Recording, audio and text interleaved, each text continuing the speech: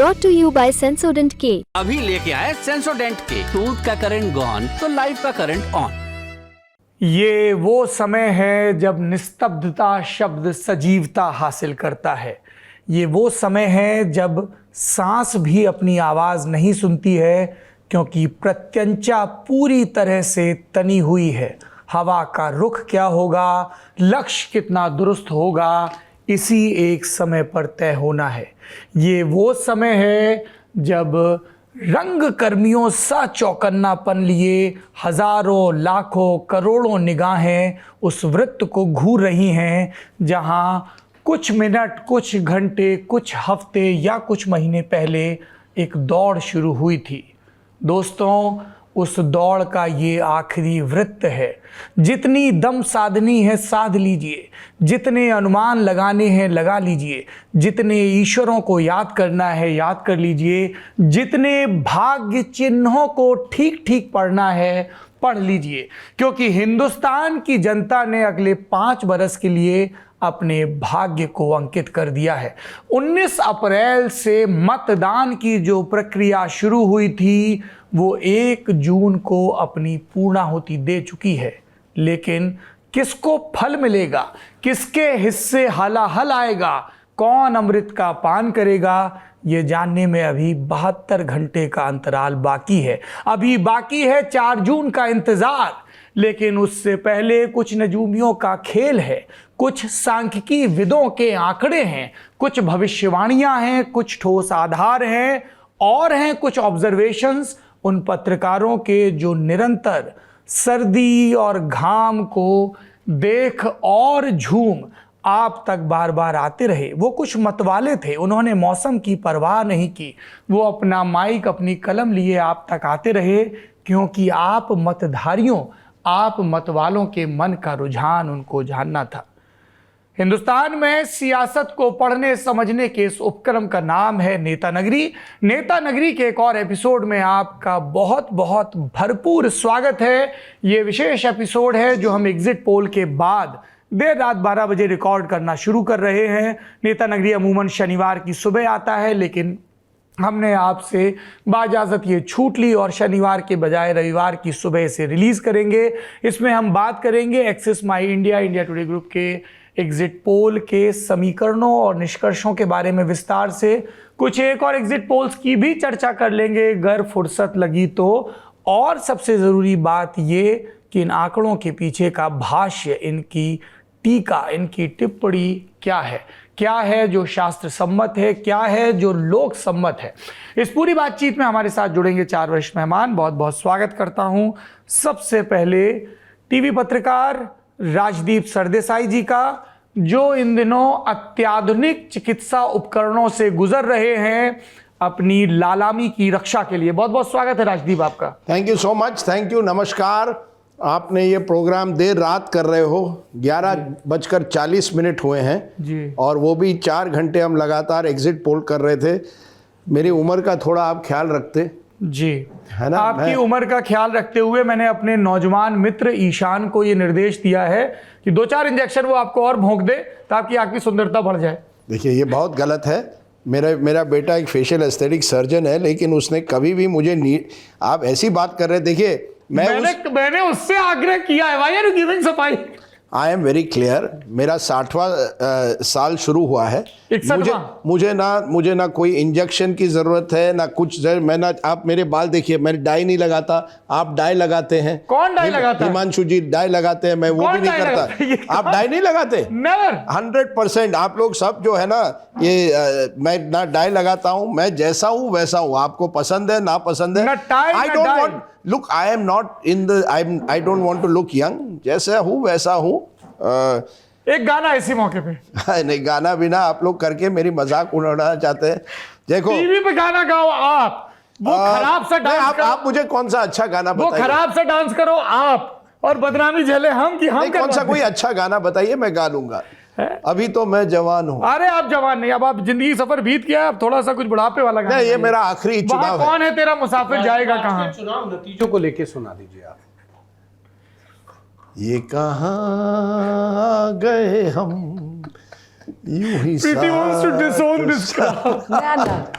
Please यार देखो हमारे ऐसा है, दूसरी- अब ये शो यही चीज सब वायरल जाते हैं, मैं फंस जाता हूँ, लोग यही क्लिप करेंगे, राजदीप गाना भी नहीं गाना जानता। You very well know But this how is my- to stay relevant and let me give you आप breaking जानबूझ news. के ये करते हो। Breaking news, this is my last election, so I'm enjoying every moment of it, so I have no problem. For the next week I will enjoy ups and downs. Rajdeep जी वरिष्ठ संपादक हैं, लेकिन चूंकि लल्लन टॉप का संपादक मैं हूं, इसलिए उस अर्हता का इस्तेमाल करते हुए मैं राजदीप जी के वाक्य को थोड़ा दुरुस्त कर देता हूं। ये राजदीप सरदेसाई का बतौर पत्रकार आखिरी चुनाव है, ऐसा उन्होंने कहा। ठीक है सर? नहीं, ये सब आप लोग बहुत मेरी You just said it. I said that this is the I am seriously considering, जैसे मैं 60 साल का होता हूँ, कि आप जिंदगी में कुछ और करते हैं, कुछ उन चीजों को करते हैं जो इतने साल जब मैं यंग था करना चाहता था, जो नहीं कर पाया। अब क्या करेंगे? कौन जाए इन गलियों को छोड़ मैं के? सोच रहा हूँ क्रिकेट कमेंट्री करें, क्रिकेट कमेंट्री करें, कुछ ऐसी चीज करें जिससे दिल खुश हो जाएगा।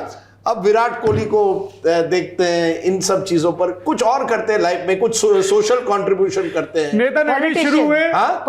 पॉलिटिशियन नहीं बन सकता, मेरी जो चमड़ी है बहुत, it's a very thin skin Preeti, I don't have a thick skin to be a politician, तो और कुछ करते हैं। तो आपको लगता है कि सिर्फ थिक स्किन वाले पॉलिटिशियन? ओ एब्सोल्युटली, पॉलिटिशियन के लिए आपको बहुत मशक्कत करनी पड़ती है, and you have to be ready to take criticism. ये वो मैं बड़ा मैं चाहता हूं कि दुनिया मुझे प्यार करे। अब क्या करूं? ये मुसीबत है कि मैं चाहता हूं प्रीति हो, हिमांशु हो, सौरभ ये हो, चाहते हैं दुनिया इनको प्यार करे। प्रीति चाहती है कि नेता नगरी बड़े अच्छे हैं। प्रीति चाहती है नेता नगरी में उनकी बारी जल्दी आए, क्योंकि उनको सुबह वापस आना है। अरे जी, आज की हमारी दूसरी मेहमान हैं वरिष्ठ टीवी पत्रकार, जो खुद को टीवी पत्रकार कहे जाते नाराज नहीं होती है, अनलाइक राजदीप। उनका नाम प्रीति चौधरी है। आप लगातार उनको इलेक्शन कवरेज में देखते हैं। राजदीप, आप क्यों नाराज होते हैं? I don't know, he gets angry whenever I call him TV journalist. क्यों? नहीं, क्योंकि मैं अपने आप को वाकई समझता हूं। मैंने शुरुआत की प्रिंट में, फिर मैं टीवी में आया, मैं अब थोड़ा बहुत डिजिटल करता हूं, आई एम मल्टीमीडिया। ओके। और मेरा दिल अभी भी प्रिंट में है, वाकई सच बताता हूं, मेरा दिल प्रिंट में है। कौन सा वाला प्रिंट? शेखर गुप्ता वाला प्रिंट? नहीं, न्यूज़पेपर। अच्छा, मैं अखबार का मैंने शुरुआत वहां की। टीवी हो गया लाइफ में, और टीवी ने मुझे बहुत कुछ दिया है, इसलिए मैं कभी भी कहूँगा I still love TV. Live TV is great on election day.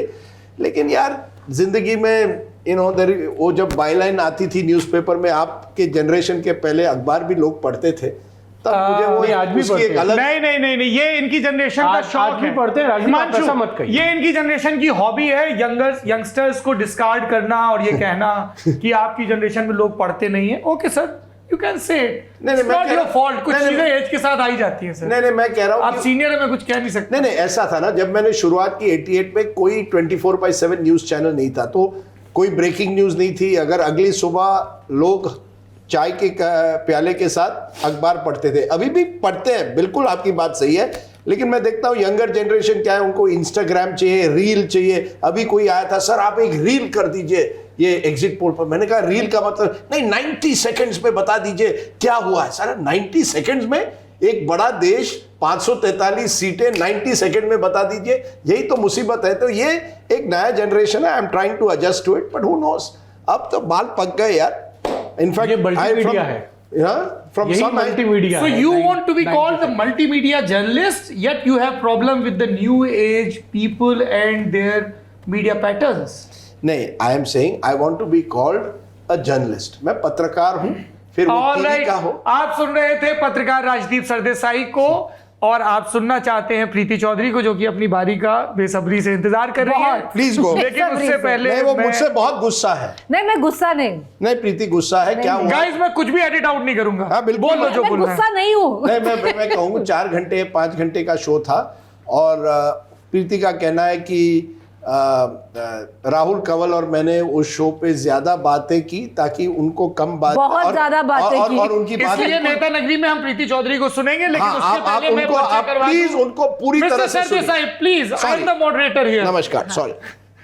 हमारे तीसरे मेहमान हैं वरिष्ठ टीवी पत्रकार और आज तक न्यूज़ चैनल के पॉलिटिकल एडिटर, यानी राजनीतिक संपादक, हिमांशु जी, आपका भी बहुत बहुत स्वागत है। जनता नए सिरे से आपकी और राजदीप जी की जुगलबंदियों को और आपसी छेड़खानियों को, छींटाकशियों को पसंद कर रही है, इसके लिए आपको मुबारकबाद। भगवान आप लोगों की ये पर्दे की जोड़ी यूं ही सलामत रखे और आप लोगों का दोस्ताना यूं ही बुलंद रहे। प्रीति, मेरे सामने एक्सेस माई इंडिया का सर्वे है, मैं जिन भी राज्यों पर आऊँगा उसका एक बहुत क्विकली पढ़ दूंगा। गौरव जी, आप चाहें तो वहाँ से फायर भी कर सकते हैं या बाद में एडिट देख लीजिएगा। सबसे पहले मैं प्रीति चौधरी के गृह राज्य और मेरे अर्जित गृह राज्य एक्वायर्ड होम स्टेट की बात करूंगा, जिसका नाम है हरियाणा। 10 सीटें हैं। 2019 में भारतीय जनता पार्टी 10 की 10 सीटें जीती थी। 2014 की बात करें तो 7 जीती थी। 1 पे इंडियन नेशनल लोकदल था हिसार की सीट पे और 2 पर कांग्रेस थी। इस बार का जो प्रोजेक्शन है, 10 में बीजेपी 6 से 8 सीटें जीत सकती है, कांग्रेस 2 से 4, बाकी सबके हाथ नीलबट्टे सन्नाटा। बताइए हरियाणा के इस प्रोजेक्शन पे आपकी राय और क्या फैक्टर्स दिखे आपको ग्राउंड पे? देखिए, मेरे को ये जो 6 से 8 सीट है, मैं अग्री करती हूँ। जो मेरा प्रोजेक्शन था, मुझे भी 3 सीट लग रहा था जो कांग्रेस ले सकती है। रोहतक के अलावा बाकी 2 कौन सी? मुझे रोहतक के पहले सिरसा लगती है।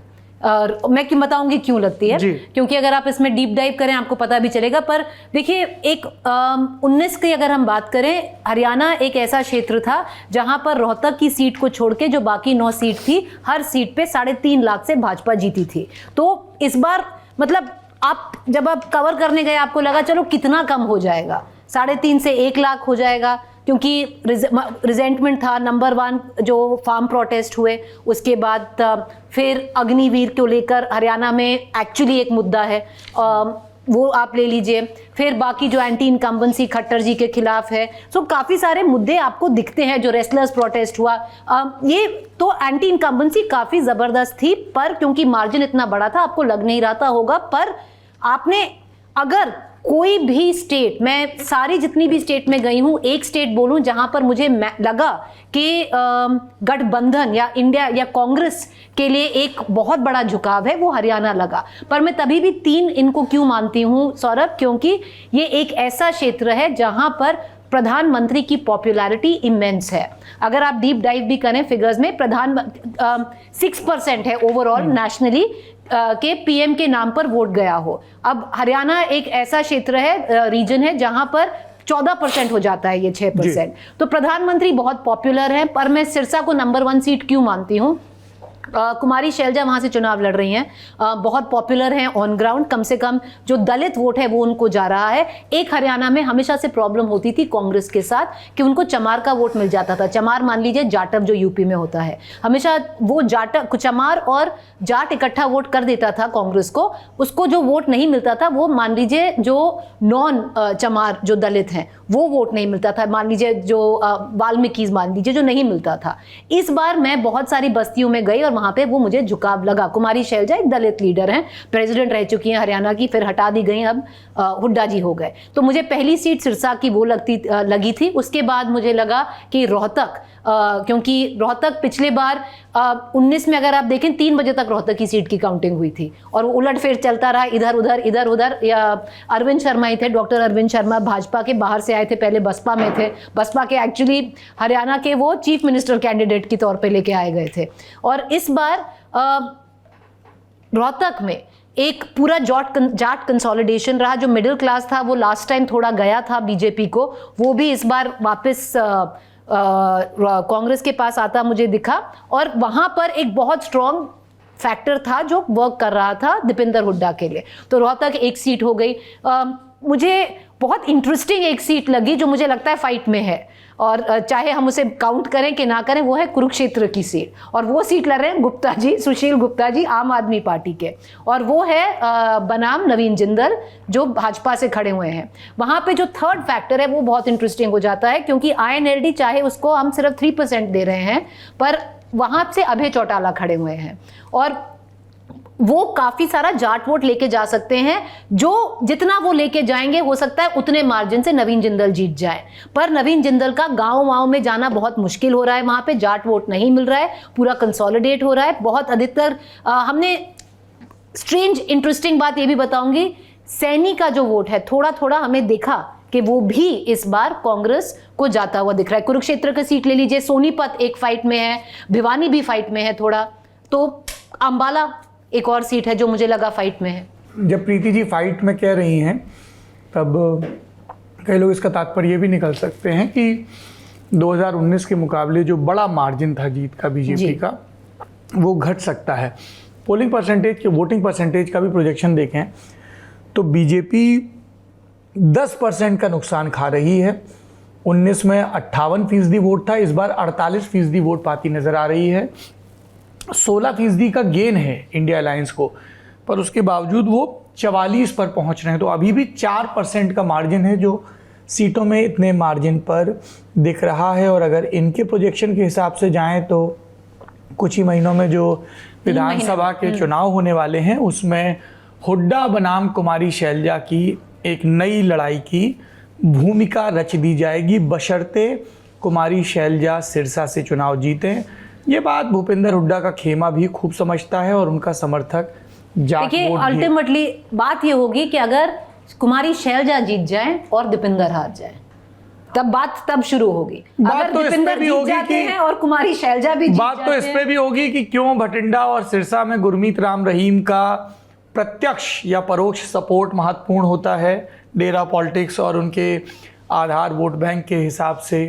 क्यों हरियाणा की पॉलिटिक्स में बात करते हुए हमें जाट फैक्टर से इतर भी बहुत सारे फैक्टर याद रखने चाहिए, क्योंकि मेरा ये मानना है, राजदीप जी जरा सुनिएगा, हर स्टेट में कुछ डोमिनेंट पेजेंट कास्ट होती हैं। अगर यूपी की बात करें और वेस्टर्न से ईस्टर्न तक जाएं, जाट, गुजर, लोध, यादव, कुर्मी, ब्राह्मण, ठाकुर, इसमें आपको और जोड़ना है तो जाटव और पासी जोड़ लीजिए, ठीक है, और उधर आते आते थोड़ा सा राजभर भी जोड़ लीजिए, थोड़ा सा। ये जो डोमिनेंट पेजेंट कास्ट है, they are very loud caste, they are very assertive caste. चौक चौराहों पे वो आपको दिखेंगे, पॉलिटिकल पार्टियों में, रैलियों में दिखेंगे। अब स्मार्ट हो गए हैं लोग, उनको कहीं मीडिया का माइक दिखेगा, जाएंगे, तेज़ी से बताएंगे। मुझे ऐसा लगता है कि ये लोग थोड़ा बहुत नैरेटिव तो बिल्ड कर पाते हैं माहौल, पर अंततः इनके अगेंस्ट जो रैली होता है, जो छोटी छोटी सब कास्ट हैं, जो उतनी वॉइस, जो रिलेटिवली वॉइसलेस हैं, वो डिसाइड करती है। इसलिए आप देखिए चुनाव दर चुनाव हम देखते रहे कि वेस्टर्न यूपी में साहब बीजेपी का बड़ा विरोध है। 2019, 2022 ये देखते रहे, लेकिन जब डब्बा खुलता था तो कुछ और दिखता था। सेम चीज हरियाणा में 2019 के आप दोनों चुनाव देखिए, नहीं साहब, जाट बहुत नाराज है, जाट एजिटेशन के बाद 19 में जाट टूटा था, 19 में जाट टूटा था जो भाजपा पे गया था, तो तभी मतलब जो इतना ज्यादा 3.5 पता नहीं जाट टूटा था या नॉन जाट तो बहुत आप देखिए जाट इस बार पूरा कंसोलिडेट हुआ है, नॉन जाट भी कंसोलिडेट हुआ था। इंटरेस्टिंग बात इस बार ये है सौरभ, जो कांग्रेस पूरे देश में चाह रही है कि कास्ट पे चुनाव आ जाए, वो उल्टा है हरियाणा में। कांग्रेस नहीं चाह रही कास्ट पे चुनाव आ जाए हरियाणा में, क्योंकि अगर कास्ट पे चुनाव आ गया तो फिर जाट बनाम 36 बिरादरी हो जाएगा। जी राजदीप जी क्या जोड़ेंगे? हरियाणा गए थे आप? नहीं, मैं हरियाणा नहीं गया। मैं उन राज्यों पुराने दोस्तों को छोड़ दिया आपने इस बार? पुराने दोस्त हरियाणा से? अरे शैलजा जी इतनी सीनियर लीडर रही कांग्रेस की, हुड्डा साहब 10 साल सीएम रहे, मैं 9.5 साल खट्टर साहब सीएम रहे। मैं आपको सच बताऊं, मैंने इस चुनाव में उन राज्यों को चुना था, उन राज्यों में जाना है जो मैं समझता था शुरुआत में इस चुनाव के स्विंग स्टेट्स है, या जहां मुझे लगा कुछ नयापन आ रहा है। इसलिए मैंने चुना कर्नाटका, इसलिए मैंने चुना महाराष्ट्र, इसलिए मैंने चुना बिहार, इसलिए मैंने चुना उत्तर प्रदेश। मुझे लगता है इन राज्यों में, मैं बंगाल नहीं गया, मेरी वाइफ टीएमसी एमपी है, इसलिए मैंने कहा मैं बंगाल नहीं जाऊंगा, कॉन्फ्लिक्ट ऑफ इंटरेस्ट। मुझे लगता है वो भी एक स्विंग स्टेट राज्य है। छठा राज्य जो शायद एक स्विंग स्टेट राज्य बन सकता है वो ओडिशा, जो अगर जैसे एग्जिट पोल दिखा रहा है वहां भी बड़ी बदलाव दिख रही है। हरियाणा वगैरह में हाँ सीटों में टक्कर है, हमें सीट और राज्य के में डिफरेंस करना चाहिए। ये 5-6 राज्य जो मैं कह रहा हूं उनमें उलटफेर होने के बहुत संभावना थे, तो मैं उन राज्यों में गया और मैंने ये देखा सौरभ की, और ये हमारे सब अब एग्जिट पोल के नतीजे तो आए हैं लेकिन फाइनल रिजल्ट्स आने हैं, कि हम जब बारीकी से किसी माइक्रो लेवल पर जाते हैं ना तो कभी कभी बड़ी तस्वीर हम मिस कर जाते हैं। और बड़ी तस्वीर इस चुनाव की क्या थी? आप कश्मीर से कन्याकुमारी जाए, आप महाराष्ट्र से उत्तर प्रदेश जाए, मोदी फैक्टर पूरी तरह से इस चुनाव में लोगों पर हावी था। लोग ये डिसाइड कर रहे थे कि क्या मुझे और 5 साल मोदी जी को देने हैं। When you say Modi factor, then वो क्या एलिमेंट्स हैं जिनसे आप ये फैक्टर बनाएंगे, बताइए जरा। बहुत इंटरेस्टिंग है क्योंकि इसमें कई चीजें आती हैं। मैं किसी को उत्तर प्रदेश में मिलता हूं, वो कहते हैं देखिए मोदी जी ने वो किया अयोध्या में, मोदी जी ने वो किया जो हम इतने सालों से चाहते थे, राम मंदिर का उद्घाटन किया। फिर मैं गांव में जाता हूं बिहार में, जहां एक लड़का मुझे कहता है कि देखिए मोदी जी हमें चांद पर ले गए, हमारी ग्लोबल इमेज देखिए कि कहां तक कहां पहुंच गई है। आप बंगलोर में जाइए, वहां रन फॉर मोदी एक तेजस्वी सूर्या ने ऑर्गेनाइज किया था, और वहां मुझे लोग मिलते हैं जो कहते हैं मोदी जी फिट इंडिया बना रहे हैं। लास्ट टाइम ही बताया था ये। और ये ओलंपिक्स में हम लोग देखिए कितने मेडल जीतेंगे। तो मोदी जी के नाम पर अलग अलग राय होती है, बट मेनली मुझे लगता है नेतृत्व। वही मुझे लगता है मोदी जी के जो जिन्होंने बीजेपी को वोट नहीं दिया वो ये कहेंगे मोदी जी ने प्रॉमिस किया था रोजगार, कहां है रोजगार। या कोई हमें मिला जो कहता है मोदी जी ने कहा था कि महंगाई कम हो गई है, लेकिन देखिए गैस के दाम का है। तो ऐसी भी आवाजें आई, पर बड़ी तस्वीर यही थी कि लोग डिसाइड कर रहे थे कि क्या हम मोदी जी के साथ हैं या मोदी जी के विरोध में हैं। और मुझे वो गुस्सा नहीं नजर आया, निराशा थी कई लोगों में, गुस्सा नहीं। और मोदी जी जैसे नेता को अगर आपको, ये एक ऐसे नेता है या तो वो बहुत बड़ी जीत हासिल करते हैं या उनकी पार्टी कहीं हाशिए पर आ जाएगी, क्योंकि पीपल हैव स्ट्रॉन्ग ओपिनियंस। या तो हम मोदी जी के साथ पूरी तरह से जो भी हो हमें मोदी ही चाहिए। और मुझे लगता है वो वर्ग जो है वो शायद उस उत्साह से नहीं बोला जो 5 साल पहले थी, लेकिन अभी भी G20, चंद्रयान, राम मंदिर, फिर वो 5 kg का राशन हो, आवास योजना हो, डिजिटल इंडिया हो, अलग अलग चीजों की वजह से उन्होंने मोदी जी के नेतृत्व पर विश्वास रखा है। और वो वर्ग मुझे लगता है अभी भी is a dominant in terms of numbers. और हमारा एग्जिट पोल भी दिखा रहा है कि 45% से एनडीए 47% आ गया है। और लोग लोकल कैंडिडेट्स को नहीं देखते, जहां लोकल कैंडिडेट्स को देख रहे थे, परख रहे थे, वहां मुझे लगता है कांटे की टक्कर हुई है। और क्योंकि बीजेपी के पास इतनी बड़ी बढ़त थी 2019 में, उन कांटे की टक्कर सीट्स में वोट शेयर कम हुआ है, लेकिन सीटों में तब्दील नहीं हुआ है। But I thought that was the most, जहां भी मैं देश में गया, you cannot ignore Narendra Modi. आप उन्हें पसंद करें ना पसंद करें, you could not ignore him. Modi की guarantee was a dominant feature. ठीक है, इस पे हम और भी विस्तार से बात करेंगे। चूंकि राजदीप ने जिक्र किया कि जहां पे की कंटेस्ट थी, हमने ऐसे 7 स्टेट आइडेंटिफाई किए हैं जिनकी टैली मेरे सामने है। Uttar Pradesh, Bihar, Bengal, Orissa, Andhra, Telangana and Maharashtra, right? इन्हीं 7 में था की कंटेस्ट। मुझे लगता है UP, Bihar, Bengal, Telangana, Andhra, Maharashtra, Orissa. Sir not Telangana, मुझे नहीं लगा तेलंगाना उसमें था। तेलंगाना में अभी चुनाव भी हुए, छोटा राज्य है। मैं कहूंगा शुरुआत ठीक है, बाकी 6 पे राजी हैं आप?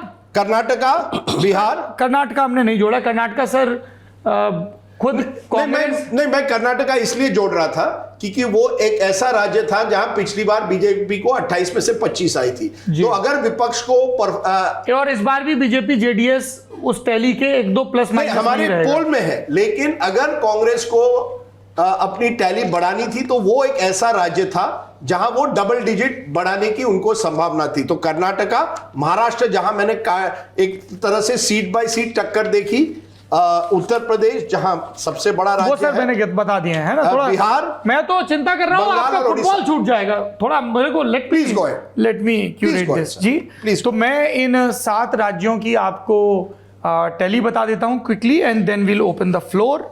एंड हिमांशु जी, चूंकि आप धैर्य से इंतजार कर रहे हैं, सबसे पहले आपके पास आएंगे।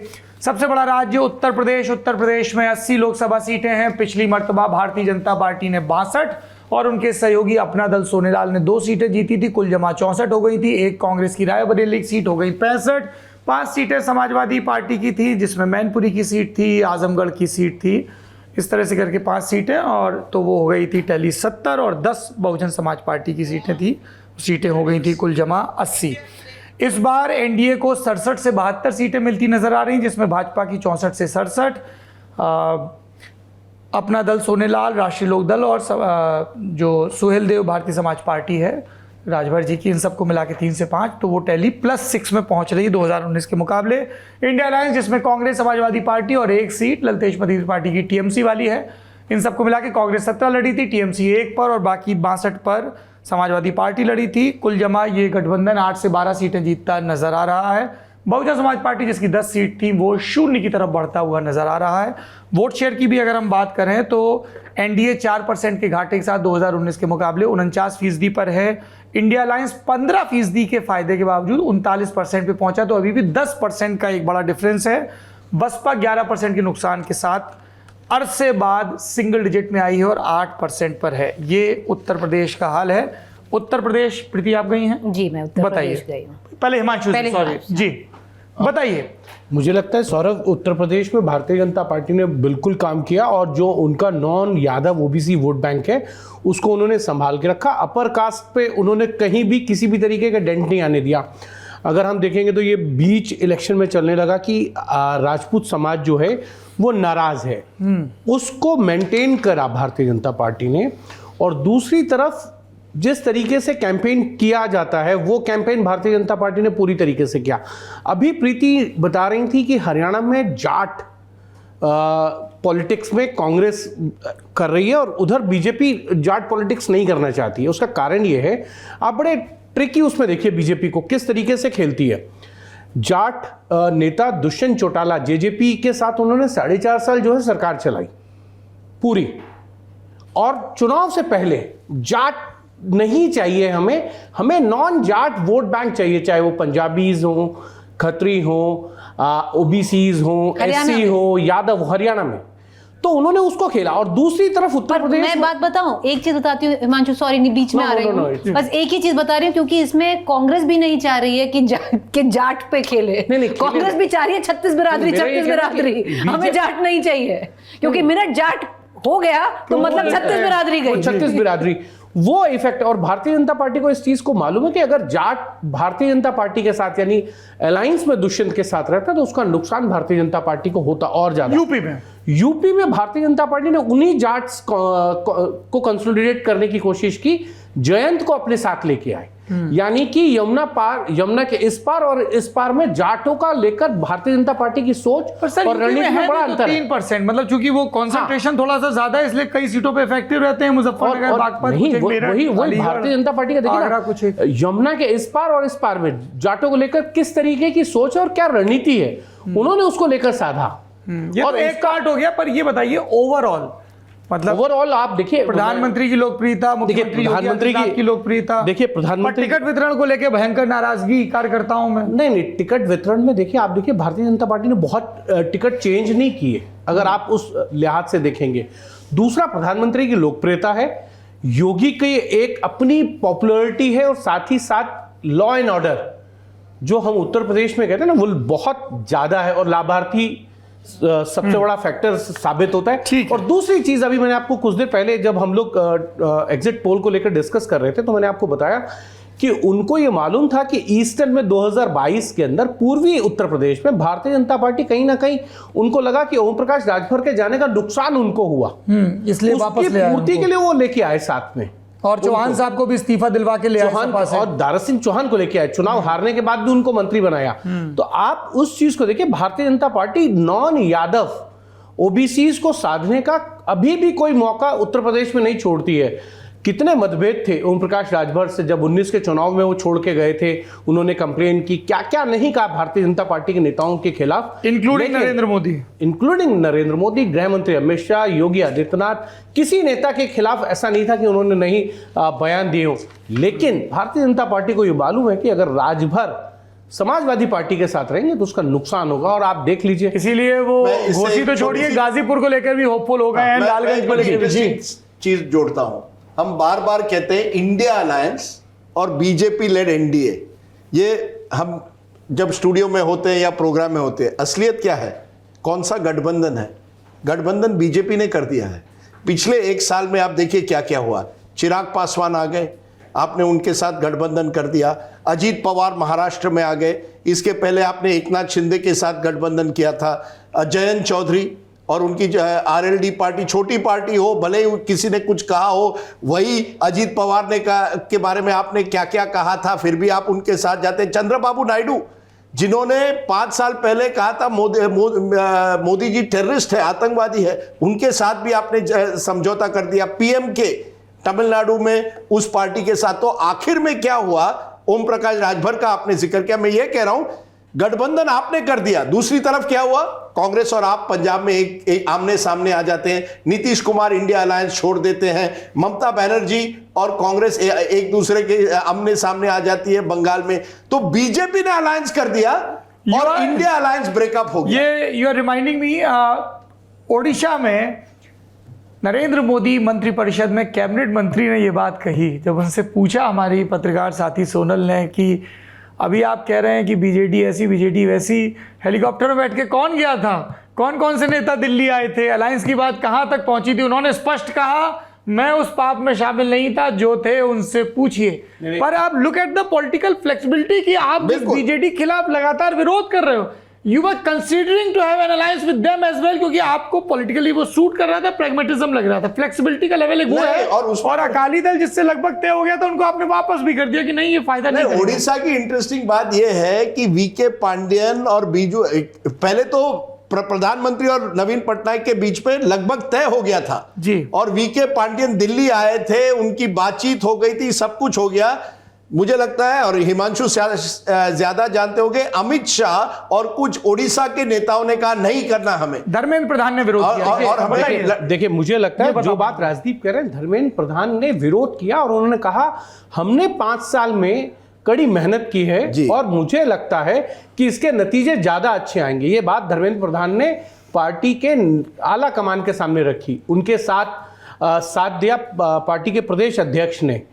तो वो कहीं ना कहीं बीजेपी को लगा, और जिस तरीके से 14 से 19 में उन्होंने गेन किया, इस पे तो फौरा चेंज, जय पांडा भी उनके साथ आ गए होंगे। जय पांडा भी थे और बीजेडी के तमाम बड़े नेता छोड़ के आए। अगर आप देखेंगे, भर्तृहरि मेहताब थे या अनुभव मोहंती हैं, ये तमाम लोग छोड़ कर आए। एक चीज मैं आपको बताता हूं, बीजेपी जीतने की किस तरीके से कोशिश करती है, उसके लिए बहुत सी चीजों को वो ताक पर रख देती है। पूरी लोकसभा के अंदर एक बीजेडी के विधायक ने बीजेपी के एक कार्यकर्ता को जो है गाड़ी से कुचल दिया।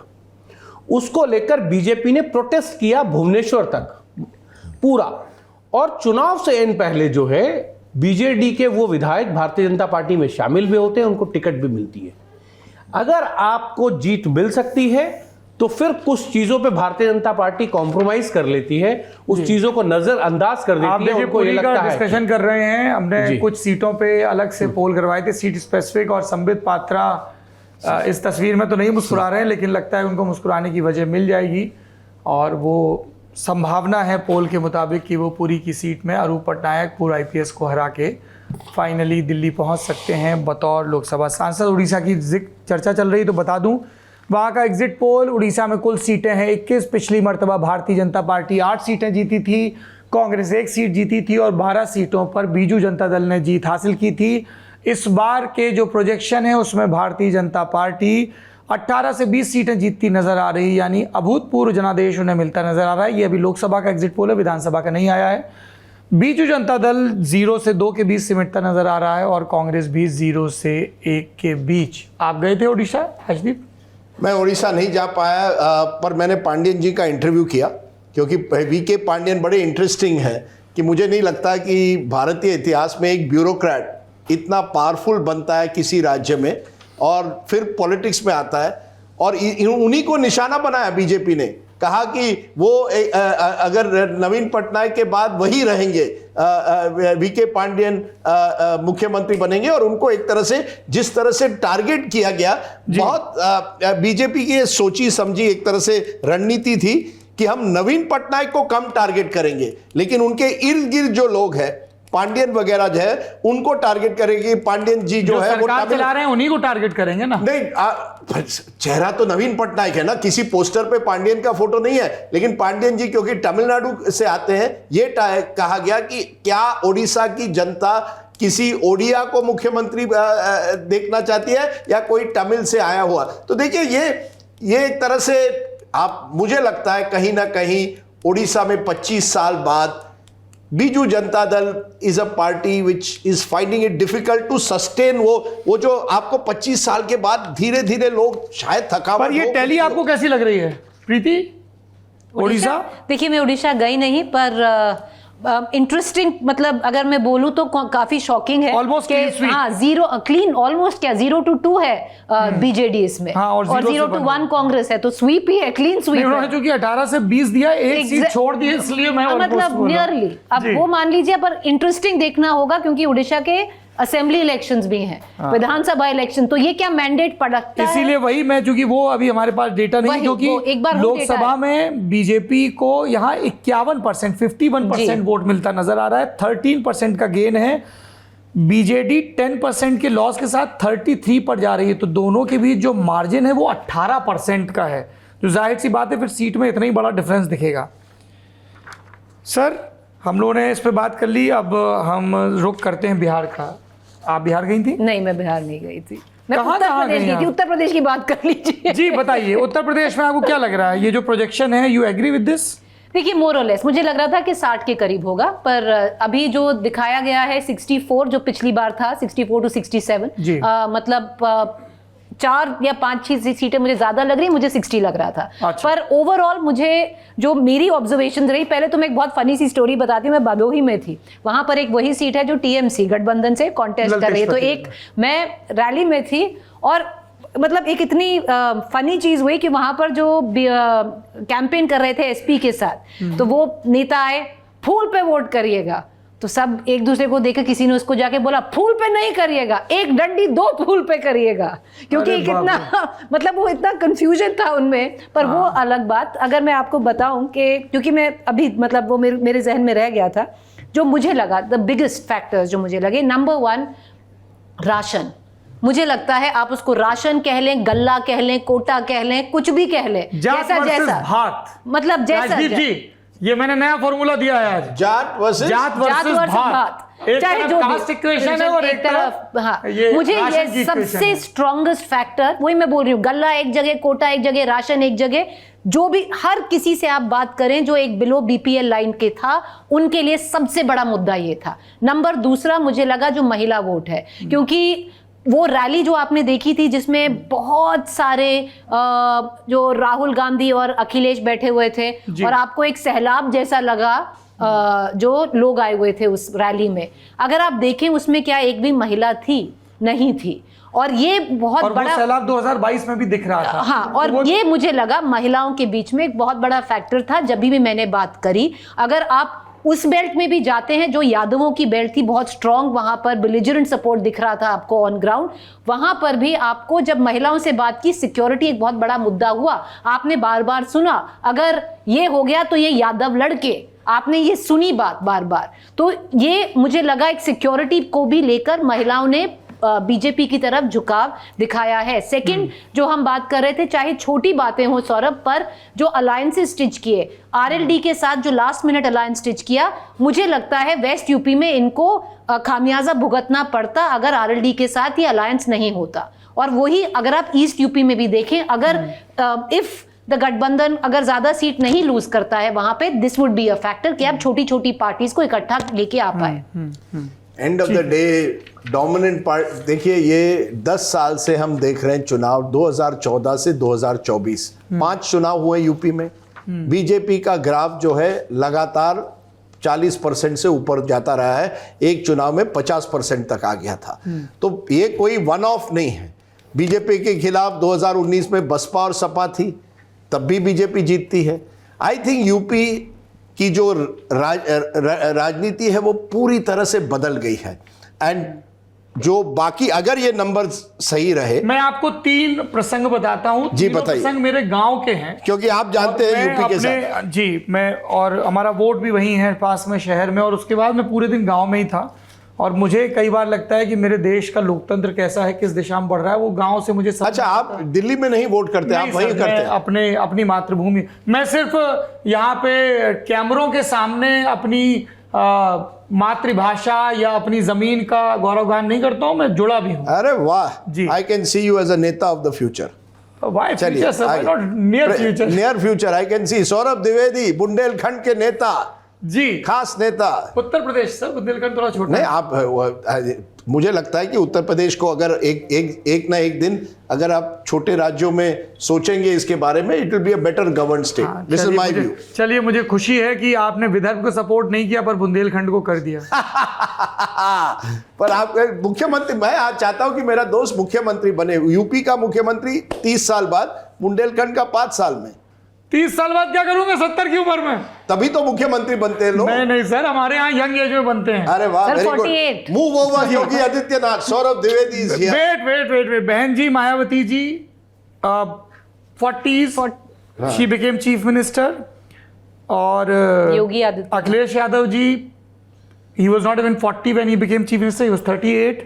योगी Adityanath ji 40s he became chief minister। Sir, UP में हम लोग यंग पॉलिटिशियंस को मौका देते हैं, इसलिए आप देखिए हमारे आप अपनी पार्टी करोगे या किसी पार्टी से जुड़ जाओगे? सर ये कोई वो मंच, बुंदेलखंड की सर ये वो मंच नहीं है जहाँ पे ये सब चर्चाएं हो। चलिए, बिहार का रुख करते, लेकिन उससे पहले मैं वो गांव का प्रसंग सुना दूं। जी जी। हमें हमारे गांव में जो जमींदार हैं उनके लिए लंबरदार शब्द इस्तेमाल होता है।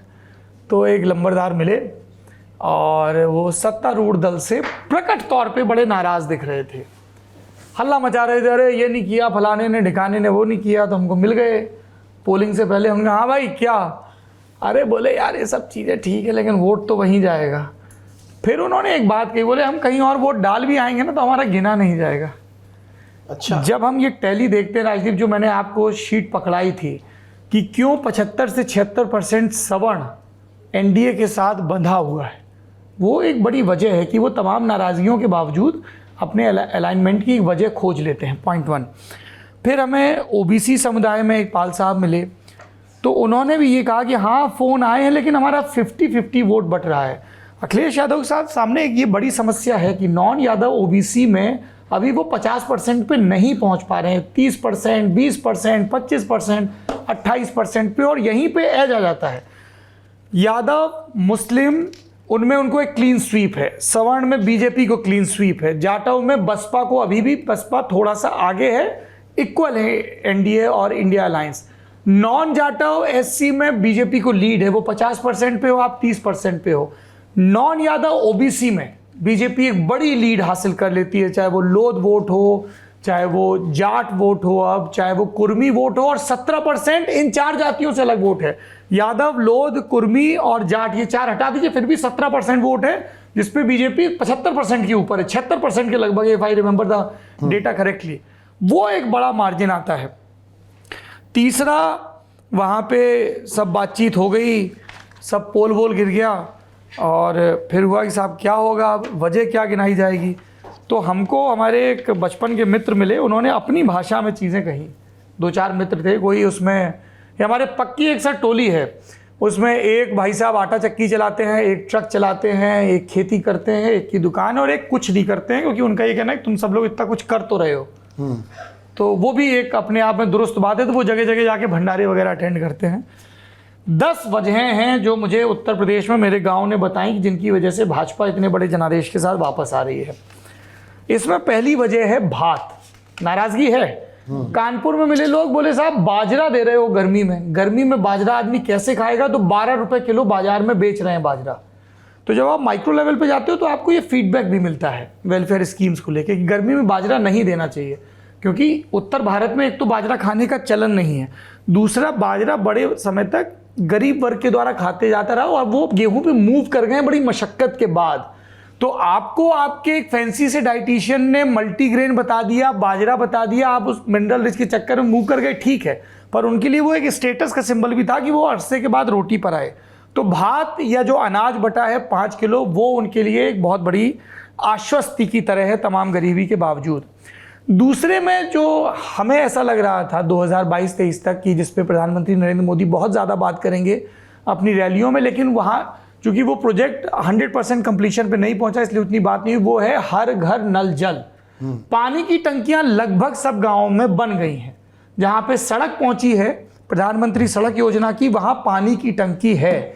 लेकिन पानी की टंकी के बाद गांव में पाइपों का बिछना, नलों का आना, उसमें पानी का आना, वो प्रक्रिया अभी पूरी नहीं हुई है, पर कई जगह हो गई। तो अगर 40 या 50% भी कंप्लीशन है तो जो वेलफेयर का आपका इंडिकेटर, उसमें एक चीज जुड़ गई।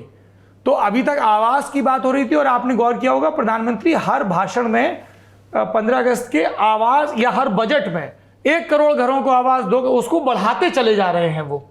तो राशन की उन्होंने एक यूनिवर्सल कवरेज दी, आवास तो अब लोगों को ये है कि अच्छा इस पंचवर्षीय में नहीं आया तो अगली पंचवर्षीय में आ जाएगा, पर उनको ये है कि प्रधान और सचिव का रहा और सर्वे में उनका नाम आ गया तो आवास में उनका देर सवेर नाम आ जाएगा। तो आवास, पानी और जो बाकी वेलफेयर स्कीम्स है वो दूसरे नंबर पर हैं।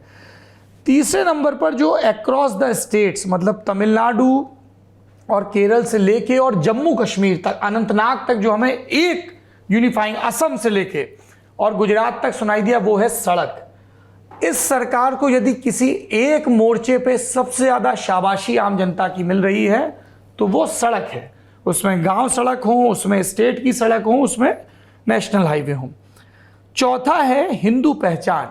वो हिंदू पहचान इंटरनेट पर पुष्ट हो रही है, वो हिंदू पहचान काशी कॉरिडोर बनने से, महाकाल कॉरिडोर बनने से, कुंभ के भव्य आयोजन से, अयोध्या में भव्य राम मंदिर के बनने से पुष्ट हो रही है, वो प्रधानमंत्री के भगवा वस्त्र पहनकर कन्याकुमारी में ध्यान लगाने से पुष्ट हो रही है, वो ऑल वेदर रोड 4 धाम की बनने से पुष्ट हो रही है, वो अमरनाथ की यात्रा में कितनी सहूलियतें बढ़ रही हैं। ये इसकी बहुत सारी, सबके पास अलग अलग वजह हो सकती हैं।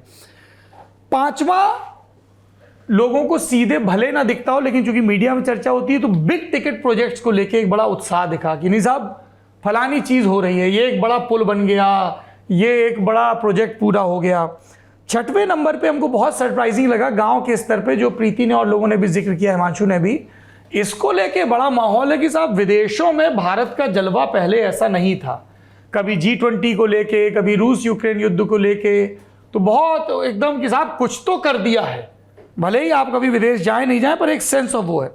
रक्षा को लेकर भी बाय एंड लार्ज, अग्निवीर को लेकर बिला शक नाराजगी है, पर अदरवाइज जो लोग उस भर्ती से सीधे नहीं जुड़े हैं उनका ये मानना है कि ये सरकार रक्षा के मसलों को लेकर ज्यादा गंभीर है और तदर्थवाद की, एडहॉकिज्म की शिकार नहीं है। और उस चक्कर में जो कई पढ़े लिखे लोगों से आप बात करते हैं तो वो लॉन्ग पेंडिंग रिफॉर्म्स की सूची भी गिनवाते हैं। नवा जो महत्वपूर्ण फैक्टर है वो है अपनी बात को जनता तक पहुंचाने की काबिलियत, कम्युनिकेशन स्किल, और उसके लिए battery of spokespersons, lawyers, politicians और अंततः उन सब उस पूरे पिरामिड के ऊपर Narendra Modi. He knows his audience and he delivers his speech accordingly. नवा और जो सबसे महत्वपूर्ण है, इन 8 को आप, मैं एक थोड़ी सी आपको हो सकता है बड़ी बात लगे, ये 8 फैक्टर एक टोकरी में रख दीजिए और ये नवा फैक्टर दूसरी टोकरी में रख दीजिए, और ये दोनों बराबर हैं, और ये फैक्टर है महिला। आप अमीर वर्ग की महिला हैं, मध्य वर्ग की महिला हैं, गरीब वर्ग की महिला हैं, यदि आप महिला वोटर हैं तो प्रधानमंत्री नरेंद्र मोदी के ऊपर सेंस ऑफ ट्रस्ट आपका पुरुषों के मुकाबले 20, 30, 40% ज्यादा है।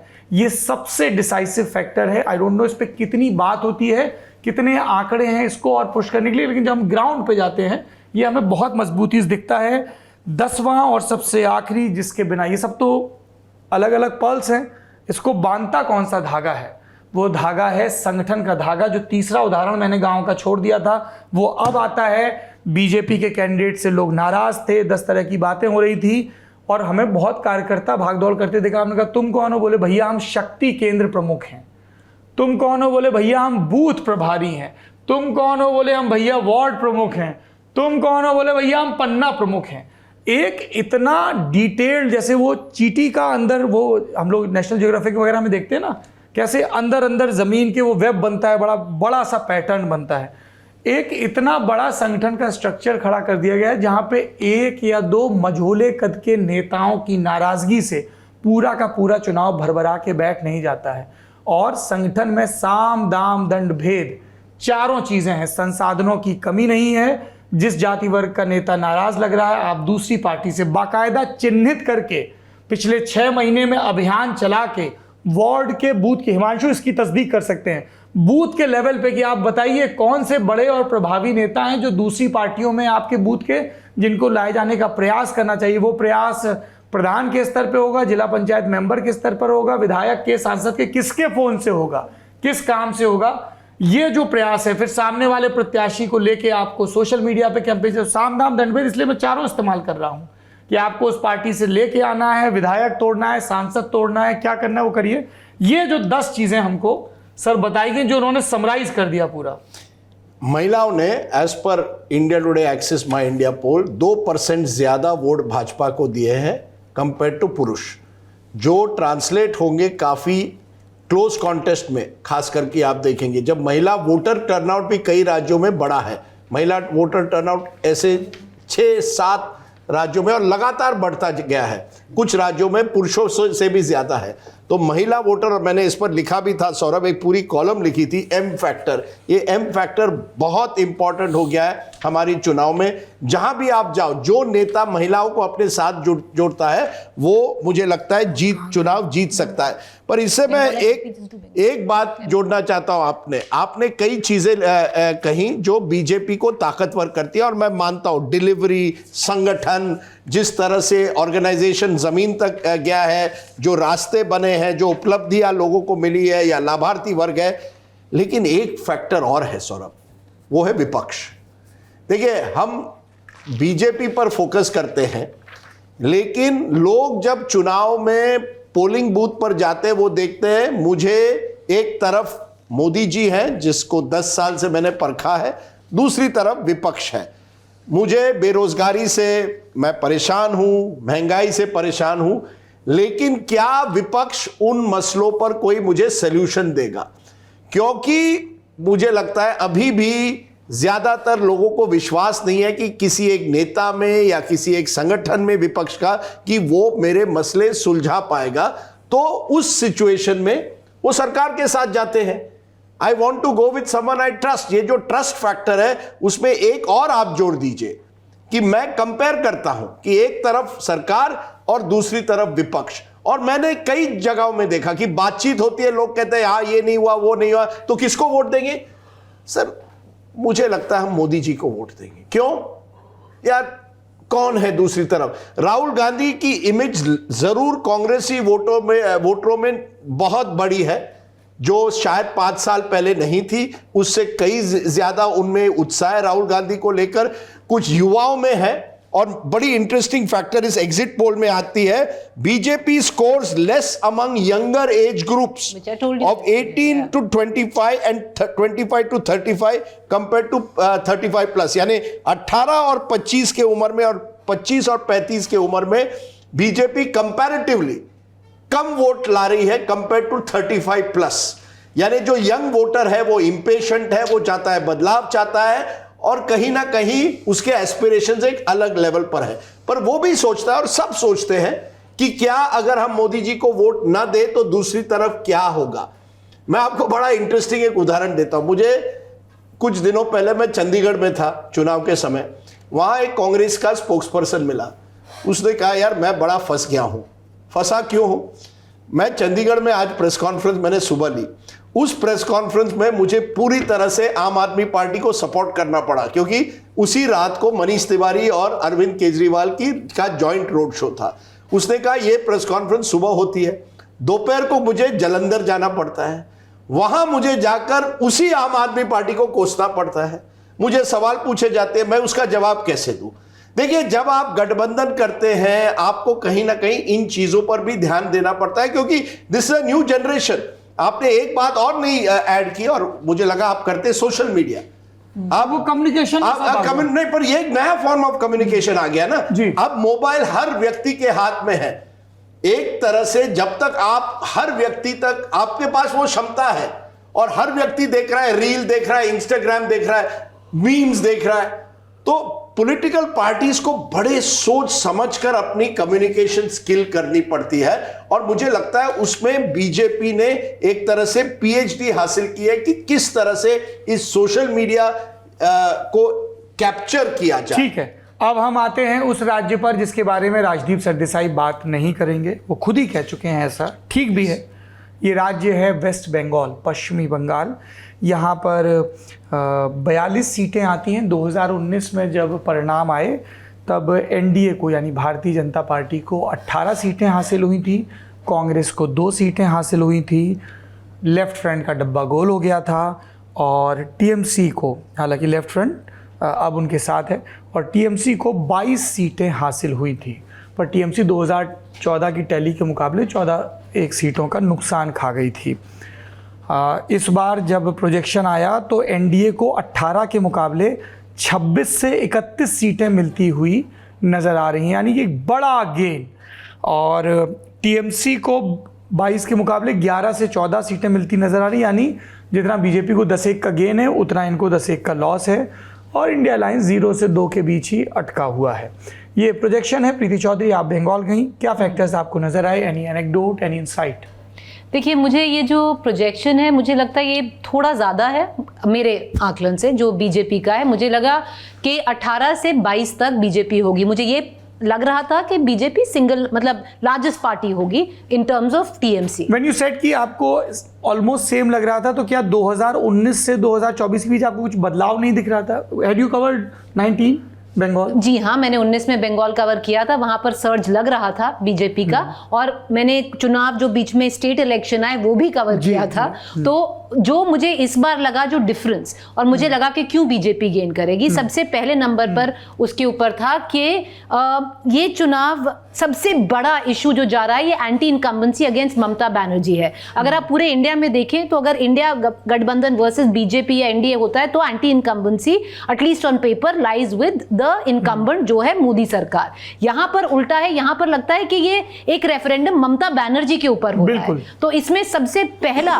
और एक है ममता बनाम मोदी, सबसे पहला फैक्टर मुझे लगा जो बहुत लोगों के जहन में बैठ गया है वो है करप्शन का मुद्दा। जो ऑप्टिक्स थे, इतना मतलब एक पहाड़ नोटों का जो निकल रहा है, कट मनी जो स्टेट इलेक्शंस में नहीं कैच किया, अब कैच किया है। और वो लोग आपको बात हमेशा आपको बोलते हैं, चाहे आप कहीं पर भी हो, वो जो डाइड इन बुल कहते हैं ना, ममता सपोर्टर पहले थे, वही लोग आपको आके बोलेंगे पर ये जो करप्शन का मुद्दा है ये उनको हर्ट कर रहा है। नंबर 1 मुझे ये लगा। नंबर 2 मुझे लगा सौरभ, ये एक हाईली पोलराइज चुनाव रहा है वेस्ट बंगाल में, और ये अटेम्प्ट हुआ था जो स्टेट इलेक्शंस थे उस वक्त रीजनलिज्म हैड ट्रम्प्ड रिलीजन, क्योंकि ममता ने वो रीजनल कर दिया था चुनाव, खेला हो। हाँ, और मतलब कि बाहरी खेला हो बे। इस बार भी बहुत कोशिश हो रही थी फ्रॉम टीएमसी को इसको फिर से रीजनलाइज किया जाए, बाहरी वर्सेस जो अंदर हैं जो टीएमसी है। पर मुझे लगा कि ये रिलीजियस लाइंस पर, क्योंकि एक सीए का मुद्दा है, एनआरसी का मुद्दा है, फिर जो अभी हाईकोर्ट का वर्डिक्ट आया उसका है, तो चुनाव बहुत पोलराइज हो गया था। जो 13 सीटें हैं उसमें ऐसा है कि ममता बनर्जी, मतलब कहते हैं अगर ट्रेडिशनली स्टेरियोटाइप्स देख लीजिए कि ममता स्ट्रांग है क्योंकि वो माइनॉरिटी ज्यादा वहां पे डोमिनेंट है 13 सीटों में से। तो उन सीटों पे हमें लग रहा था कि एक पूरा जो मुस्लिम वोट है वो कंसोलिडेट हो रहा था in favour of Mamata Banerjee, और जो बाकी था हमें लग रहा था वो काउंटर पोलराइजेशन भी हो रहा था। हमने ये बहुत देखा। और तीसरा जो मुझे लगा, जो संदेश खाली का इशू था, मुझे नहीं लगा इतना बड़ा इशू था, एटलीस्ट ऑन ग्राउंड मेरे को वो नहीं फील हुआ। पर मुझे लगा जो ममता बनर्जी होप कर रही थी या टीएमसी होप कर रही थी कि जो लेफ्ट है और जो कांग्रेस कंबाइन है वो एंटी इनकम्बेंसी वोट अब्सॉर्ब करेगा ममता बनर्जी को और इंटरनली हेल्प भी करेगा टीएमसी को। मुझे लगा वो मे बी बैकफायर हुआ है, क्योंकि जो बीजेपी का वोट था वो पूरा कंसोलिडेट हो गया और ये टीएमसी का जो लेफ्ट का वोट है वो कट हुआ है, मतलब which has cut into TMC's vote.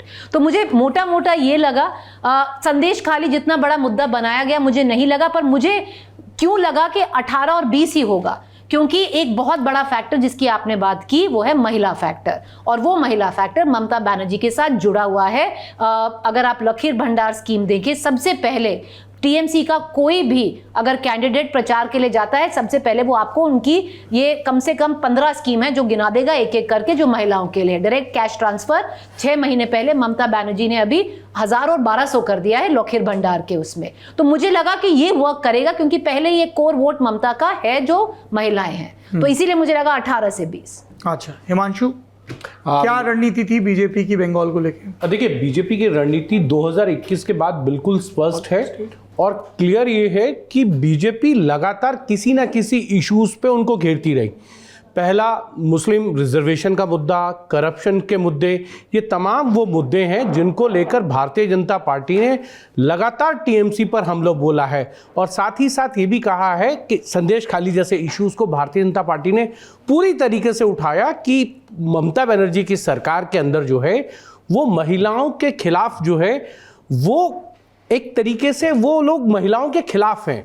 एक महिला होते हुए ममता की पार्टी के अंदर महिलाओं का सम्मान नहीं है और यहाँ पर टाइम जो है वो महिलाओं के पर होता है। वो एक इश्यूज को भारतीय जनता पार्टी ने उठाया। और साथ ही साथ देखिए अर्जुन सिंह वापस चले गए, तमाम नेताओं को जो है जोड़ने की कोशिश की। एक चीज़ जो पूरे चुनाव में है, मैं आपसे पहले भी सौरभ डिस्कस कर रहा था, और वो ये है ज्ञान। जो प्रधानमंत्री नरेंद्र मोदी ने कहा वो है गरीब, युवा, एग्रीकल्चर और नारी। इन 4 चीज़ों को फोकस रखते हुए उन्होंने काम किया और इन्हीं चारों वर्गों को लेकर उन्होंने अपनी हर स्कीम चलाई। और इसके सबसे ज़्यादा बेनिफिशियरी अगर कोई है तो वो महिला है, चाहे वो उज्ज्वला हो या प्रधानमंत्री आवास योजना हो, शौचालय हो या राशन हो, तमाम इस तरीके की वेलफेयर स्कीम, गरीब कल्याण योजनाओं का अगर कोई सबसे ज़्यादा किसी को अट्रैक्ट करता है, किसी वर्ग को, तो वो महिलाएं हैं। और इसीलिए भारतीय जनता पार्टी को उसका बेनिफिट मिलता है। बंगाल के अंदर भारतीय जनता पार्टी ने कभी ऐसा नहीं होने दिया कि 21 के बाद कोई बड़ा नेता वहां ना गया हो। गृह मंत्री अमित शाह, जेपी नड्डा तमाम मोर्चों पे गए। और साथ ही साथ जब भी वहां कोई प्राकृतिक आपदा आई है, चाहे वो साइक्लोन हो या अन्य हो, वहां प्रधानमंत्री नरेंद्र मोदी गए, उन्होंने हवाई सर्वे भी किए। जी और एक चीज़ ये बताइए, जो अभी भी बंगाल की इस पजल को बीजेपी जो सॉल्व करना चाह रही है, बंगाल के स्तर पर ये बिहार में भी समस्या आ रही है बीजेपी को। एक पैन बिहार नेता उनको अभी तक नहीं मिल पाया। उन्होंने अलग अलग को प्रोजेक्ट करने की कोशिश की।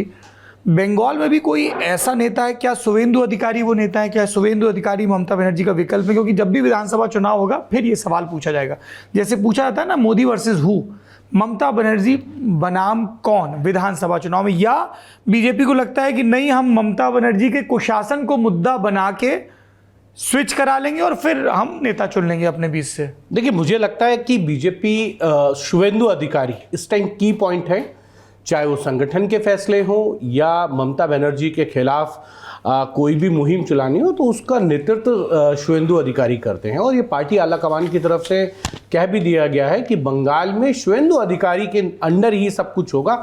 भले ही जो है वो प्रदेश अध्यक्ष जो हैं वो फैसले लें, और इसको लेकर कई बार नाराजगी भी आई है बंगाल बीजेपी में। बहुत बार ऐसा हुआ है कि वहाँ के कई सांसदों ने शिकायत की है कि शुवेंदु अधिकारी उनसे बात नहीं करते, उनको साथ लेकर नहीं चलते हैं। एक पार्टी के सांसद हैं सुमित्रो खान, उन्होंने मुझसे कहा था कि मेरे को जो है पार्टी के कोर ग्रुप में शामिल नहीं किया गया, मुझसे बात नहीं की जाती है, कोई भी फैसला लेते। मैं पार्टी में 2014 में आया, 19 में आया था, तब शुवेंदु अधिकारी नहीं आए थे। लॉकेट चटर्जी ने भी पार्टी के सामने ये बात रखी थी। तमाम लोग हैं, लेकिन एक चीज भारतीय जनता पार्टी को लगता है कि वहां अगर कोई फाइटर है आफ्टर मुकुल रॉय, जो ममता बनर्जी की पूरी स्ट्रेटेजी को मुकुल रॉय आजकल कहाँ है, टीएमसी या बीजेपी? उनका कहना है वो बीजेपी में है, लेकिन अरे पूछना पड़ता है ना भाई, इन लोगों का इतना ज्यादा आवागमन होता है। लेकिन अब बीजेपी में आए, लेकिन बीजेपी ने उनको लिया नहीं दोबारा, कुछ सेटल हेल्थ खराब है, तो इसीलिए उनकी हेल्थ खराब है। और अच्छा, ओके। मुकुल रॉय के बाद भारतीय जनता पार्टी को लगता है कि ममता बनर्जी की कोई भी रणनीति है या उनकी पार्टी को ध्वस्त करने का काम अगर कोई कर सकता है तो वो शुवेंदु अधिकारी कर सकता है। चलिए, अब 2 राज्य हैं जिनके बारे में ओके 2 राज्य हैं जिनके बारे में हम और बात करेंगे, then will close this. Everybody is sleepy I guess. नहीं, बिल्कुल करेंगे। मेरा होम स्टेट उसमें से एक है। I am coming to it.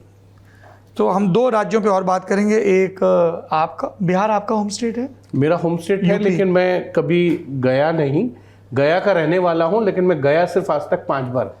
महाराज, आपसे ज्यादा तो हम ही होते हैं, फिर बिहार आप रहने दीजिए। मेरा होम स्टेट है। चलिए, मेरा था मैं गया था बिहार।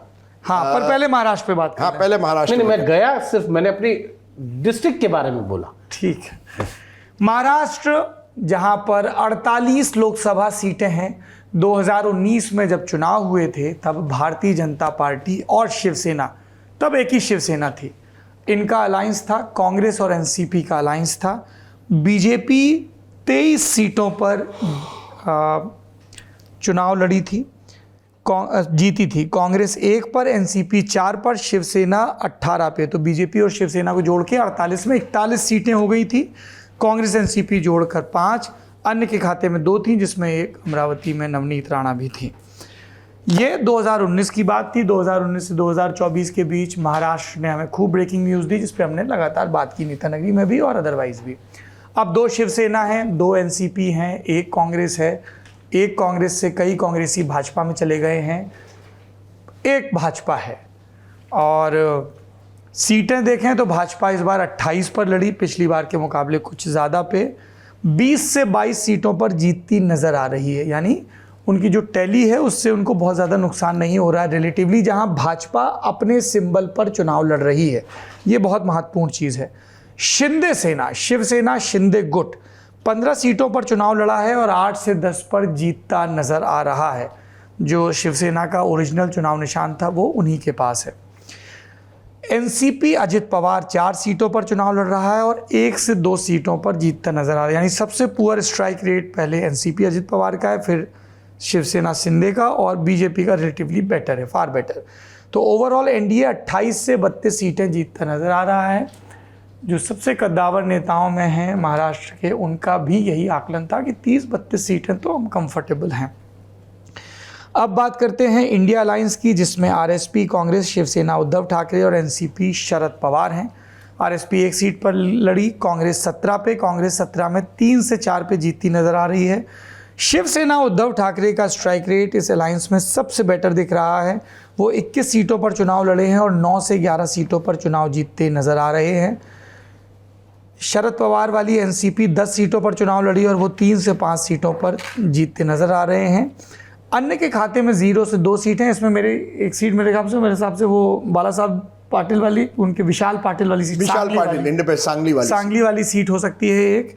तो एनडीए को 28 से 32, इंडिया अलायंस को 16 से 20 और अदर्स को 0 से 2 सीटें मिलती नज़र आ रही हैं। वोट शेयर की बात करें तो एनडीए को 46%, इंडिया अलायंस को 43%, बाकी वीबीए को जो तीसरा अलायंस है वंचित बहुजन अघाड़ी, उसको 3% और अन्य को 8% है। Rajdeep, your time.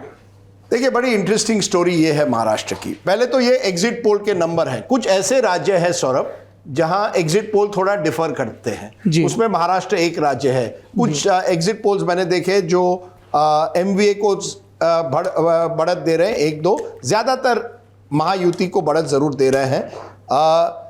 आप बड़ी इंटरेस्टिंग बात देखिए, भाजपा 20 और 22 सीट जीत रही है हमारे एग्जिट पोल के मुताबिक। 90% of that is against Congress. जो सीटें बीजेपी महाराष्ट्र में जीत रही है वो शरद पवार के एनसीपी या उद्धव ठाकरे के शिवसेना के खिलाफ नहीं, 1-2 में होगा, ज्यादातर कांग्रेस के खिलाफ जीत रही है। और कांग्रेस आप देखेंगे पूरे इस इलेक्शन में, अगर ये एग्जिट पोल सही निकला तो कमजोर कड़ी कौन निकल रही है? कांग्रेस। मैं एक आंकड़ा बार बार लोगों को देखता हूं, 2014 में 143 सीटें ऐसी थी जहां कांग्रेस और भाजपा डायरेक्ट कॉन्टेस्ट में थी, भाजपा 130 उसमें से जीती। 2019 में कांग्रेस और भाजपा 178 सीटों पर आमने सामने थी, कांग्रेस केवल 12 जीती। और महाराष्ट्र में वही देखने को मिला, जहां भाजपा बनाम कांग्रेस है, जैसे विदर्भ में, जैसे मोर सरप्राइजिंगली थोड़ा आप कह सकते हैं मराठवाड़ा में, वहां हमारे पोल के मुताबिक भाजपा नंबर 1 पार्टी आ रही है। दूसरी इंटरेस्टिंग बात, शिवसेना उद्धव ठाकरे और शिवसेना शिंदे ज्यादातर एक दूसरे के आमने सामने थे। शिवसेना उद्धव ठाकरे 23 सीटें लड़ रही है और शिंदे सेना 15 सीटें। अगर हमारे आंकड़े सही है तो 8 से 10 हम शिंदे सेना को दे रहे हैं, जो कई लोगों को चौंकाने वाले हैं, क्योंकि ज्यादातर यह लगा था कि भाजपा ठीक ठाक करेगी महाराष्ट्र में, उनके सहयोगी शायद कमजोर करें। तो यह देखना होगा कि शिंदे सेना वाकई 8 से 10 सीटें जीतती है। अगर जीतती है तो एक बात है, Eknath Shinde cannot be now removed as chief minister. उन्हीं के चेहरे पर आपको महाराष्ट्र में 4 महीने बाद असेंबली चुनाव में जाना पड़ेगा। तीसरी बात, शरद पवार बनाम अजीत पवार, उनके बीच में पश्चिम महाराष्ट्र में ज्यादातर टक्कर थी। हमारे पोल के अनुसार शरद पवार को ज्यादा सीटें आ रही है और अजीत पवार को कम, लेकिन एक कांटे की टक्कर है। बारामती, जहां आप भी गए थे, हमारे पोल के मुताबिक वहां पूरी तरह से सुनेत्रा पवार और सुप्रिया सुले के बीच में कांटे की टक्कर है। ओवरऑल जो हम देख रहे हैं सौरभ, और ये बहुत बड़ी बात है, मान लीजिए ये चुनाव एग्जिट पोल बिल्कुल सही निकलता है, बीजेपी को बड़ी जीत मिल रही है, और एक बहुत बड़ी बात है कि एक प्रधानमंत्री लगातार बढ़ती मेजॉरिटी से जीतता आ रहा है। लेकिन जहां अगले 4, बड़ी बारीकी से सुनिए, जहां अगले 4 या 5 स्टेट इलेक्शन हो रहे हैं, वहां आप देखेंगे कि टक्कर और मजबूत हो सकती है। इसी महाराष्ट्र में आपके पोल के मुताबिक 42% या 43% विपक्ष को आ रहे हैं और 46% बीजेपी लेड अलायंस को आ रहे हैं। आप मोदी फैक्टर को हटाइए, मैं समझता हूं और हमारा पोल भी बता रहा है, ज्यादातर राज्यों में मोदी फैक्टर की वजह से बीजेपी को एक बम्प मिल रहा है। कुछ राज्यों में 5-6% का हो सकता है। महाराष्ट्र स्पेसिफिक फैक्टर बताएं, because when you said, I agree with you, जब हम भी ग्राउंड तो विधानसभा में अलग होगा। नहीं, मैं कह रहा हूं कि हाँ, वो तो होगा ही बिला शक। शिंदे सेना को लेके उनके होम टर्फ को छोड़ दें, ठाणे कल्याण, उसमें भी हालांकि देवेंद्र फडणवीस को और दूसरे नेताओं को जाना पड़ा था। बाकी जगहों पे अगर वोट मिल रहा है तो वो नरेंद्र मोदी के ही नाम मिल रहा होगा। कोई ऐसा नहीं कि एकनाथ शिंदे का ऑर्गेनाइजेशनल स्ट्रक्चर बहुत मजबूत है या बहुत अपील नहीं, देखिए उनके जो कैंडिडेट्स थे वो ज्यादातर सिटिंग एमपीस हैं। उनको टिकट दी गई क्योंकि उन्होंने पार्टी छोड़कर वो एकनाथ शिंदे के साथ आ गए थे। उनका भी एक वोट है, ऐसा नहीं है कि उनका एक लोकल लेवल पर वोट नहीं है, उनका भी वोट है। लेकिन शिंदे सेना जैसे संगठन को मोदी जी की जरूरत पड़ी, और मैं समझता हूं ये हर राज्य में आप देख रहे हैं जहां बीजेपी ने टाई अप किया है, मोदी जी की वजह से उस एलाई को जो कमजोर माना जाता है, जैसे जेडीयू बिहार में या शिंदे सेना महाराष्ट्र में, इन पार्टी या चंद्रबाबू नायडू को भी आंध्र प्रदेश के हमारे जो आंकड़े दिखा रहे हैं कि बीजेपी ने एक तरह से चंद्रबाबू नायडू को बेनिफिट दिया है, एक उस पार्टी को एक तरह से एक एक्स्ट्रा थोड़ा वोट परसेंटेज दिया, अगर हमारे आंकड़े सही निकलते हैं। महाराष्ट्र में सौरभ ये बात है कि हर पार्टी की अलग अलग इलाकों में अपनी पकड़ है। आप देखिए जिस तरह से महाराष्ट्र बटा है, 1985 से, एक बहुत बड़ा आंकड़ा है, 1985 से सौरभ महाराष्ट्र में किसी एक पार्टी को मेजॉरिटी नहीं मिली है।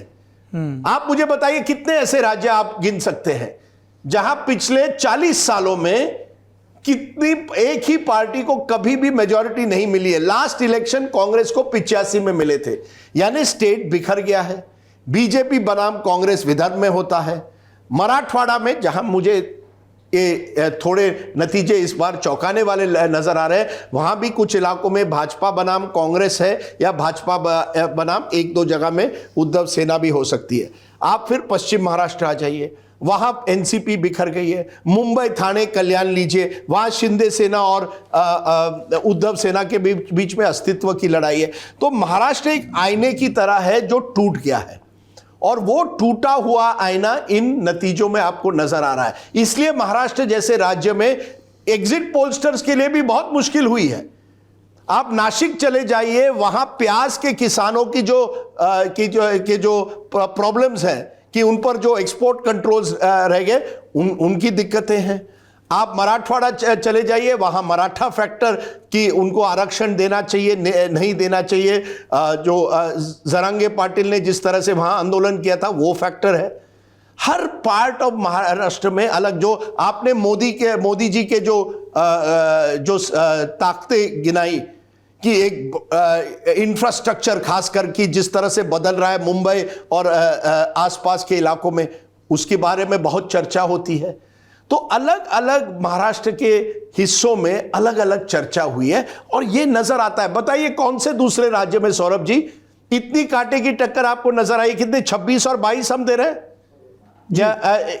वेरी क्लोज फाइट है। यस, 46 और 43 का वोटिंग परसेंटेज में भी तीन का जो with in margin of error है। yes. तो कोई एक राज्य अगर मैं देख रहा हूं इस पूरे चुनाव में जहां मोदी फैक्टर होने के बावजूद एक कांटे की टक्कर नजर आती है वो महाराष्ट्र। और आप ये तो शुरुआत है मेरे दोस्त, ये तो ट्रेलर है, अभी विधानसभा चुनाव बाकी है। विधानसभा, मुंबई म्युनिसिपल कॉर्पोरेशन, ये असली लड़ाई वहां होगी क्योंकि वो सीट टू सीट एक लड़ाई होने वाली है वहां।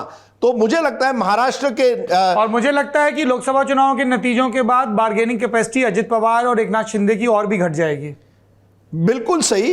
एकनाथ शिंदे अगर 8 से 10 लाते हैं तो वो जरूर कह सकते हैं, देखिए मैंने अपना जो क्योंकि हमारे पोल के स्ट्राइक रेट बढ़ गया है, तो एकनाथ शिंदे ज्यादा आप उस चेहरे को अब हटा नहीं सकते। और फिर विपक्षी गठबंधन में उद्धव ठाकरे ज्यादा डिसाइसिव रोल में आ जाएंगे। लेकिन वो तो वैसे ही थे।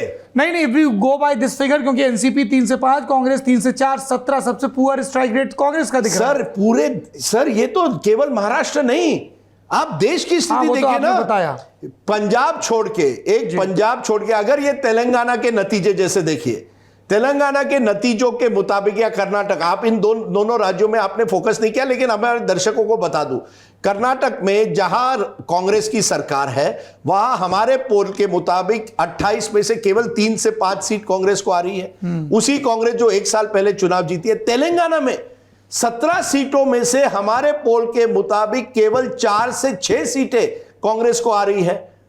एक ऐसे राज्य में जहां बीजेपी कभी भी नंबर 1 पार्टी नहीं बनी है। नहीं राजदीप नहीं। और एक ये चुनाव में आ रहा है। अब तक जब भाजपा 2019 का चुनाव जीती थी, हर राज्य में भाजपा का कोई सांसद नहीं था। इस पोल के मुताबिक, मैं केवल एग्जिट पोल पे जा रहा हूं, केरल में पहली बार एक विधायक आ सकता है, सांसद आ सकता है। तमिलनाडु में पहली बार आ सकता है। ओडिशा में बहुत बड़ी जीत हो सकती है। बंगाल में पार्टी नंबर 1 उभर कर आ सकती है। अगर हम नॉर्थ ईस्ट के स्टेट्स को ना जोड़ें तो हर राज्य में जीतते नजर नहीं तो देखिए सौरभ, नॉर्थ ईस्ट में तो 1-1, 2-2 सीटें। हाँ, लेकिन एक नॉर्थ ईस्ट में भी अरुणाचल प्रदेश जैसे राज्य में भाजपा की सरकार आ रही है। अब हमारे पोल मैंने कहा क्योंकि सिक्किम और मेघालय कई ऐसे स्टेट हैं जहां एक ही सीट है, 2 ही सीट है, तो उनको छोड़ दें तो नहीं सौरभ देखिए, 2014 और 19 में हमने एक वर्ड यूज किया था, मैं उसको थोड़ा क्रेडिट लेता हूं, मेरा वर्ड नॉर्थ वेस्ट मॉनसून। उत्तर और पश्चिम में एक मॉनसून, एक स्टॉर्म हो रहा था और बीजेपी डोमिनेट कर रही थी। इस बार हमें साउथ ईस्ट मॉनसून की बात करनी पड़ेगी, क्योंकि आप बंगाल से चलिए जाइए ओडिशा, फिर चलिए तेलंगाना, फिर चलिए आंध्रा, फिर चलिए तमिलनाडु और केरल में एंड हो जाइए। ये जो पूर्वी तट है इस देश का, वहां भी इस बार कमल, अगर ये नंबर सही निकले, वहां भी खिल रहा है। अब तक तो कमल केवल ये हिमालयन वेव्स हैं जो बस बिल्कुल तमिलनाडु और केरल में आके कमजोर हो रही हैं, अदरवाइज पूरा ही कवर कर रही है। सर कमजोर हो रही है, लेकिन कम से कम वहां तक पहुंच तो रही है। वही तो बात, एक अलग बात है इस चुनाव की। महाराष्ट्र में कुछ जोड़ना चाहेंगे? नहीं, मेरा एक ही था राजदीप, और आप शायद एक चीज मिस कर गए। भारतीय जनता पार्टी ने पिछली बार जो है वो 24 सीटें लड़ी थी वहां, 25 सीटें, 25, और इस बार 28 सीटें वहां पे जो है महाराष्ट्र में लड़ी। हाँ 23 जीते। अच्छा 23 कहा कि 25 सीट इस बार ज्यादा हो रही है, 3 ज्यादा है, और उसका बेनिफिट शायद भारतीय जनता पार्टी को मिल भी रहा है। ये भी कहा गया लेकिन कि उन्होंने थोड़ी सी ज्यादा सीटें कंसीड कर दी शिंदे सेना को। हाँ, क्योंकि शिंदे मानने को तैयार नहीं हो रहे थे। 15 सीटें अंत में जाके एक ही स्टेट बचता था जहां सीट शेयरिंग को लेकर भारतीय जनता पार्टी को बहुत जद्दोजहद करने पड़ रही थी, तो वो स्टेट महाराष्ट्र था। और इसीलिए भारतीय जनता पार्टी को लगा कि चलिए ठीक है, किसी तरीके से जो है हमको महाराष्ट्र में सीट शेयरिंग को फाइनल शेप देना है, इसीलिए क्योंकि विधानसभा चुनाव जल्दी। और एक चीज जो राजदीप भी कह रहे थे ना कि वहां भारतीय जनता पार्टी किसी भी तरीके से हुक एंड क्रुक, उनको ये था कि अगर शिंदे साथ हैं और अजीत पवार भी आ गए तो ये जो नंबर है ये ठीक हो सकता है।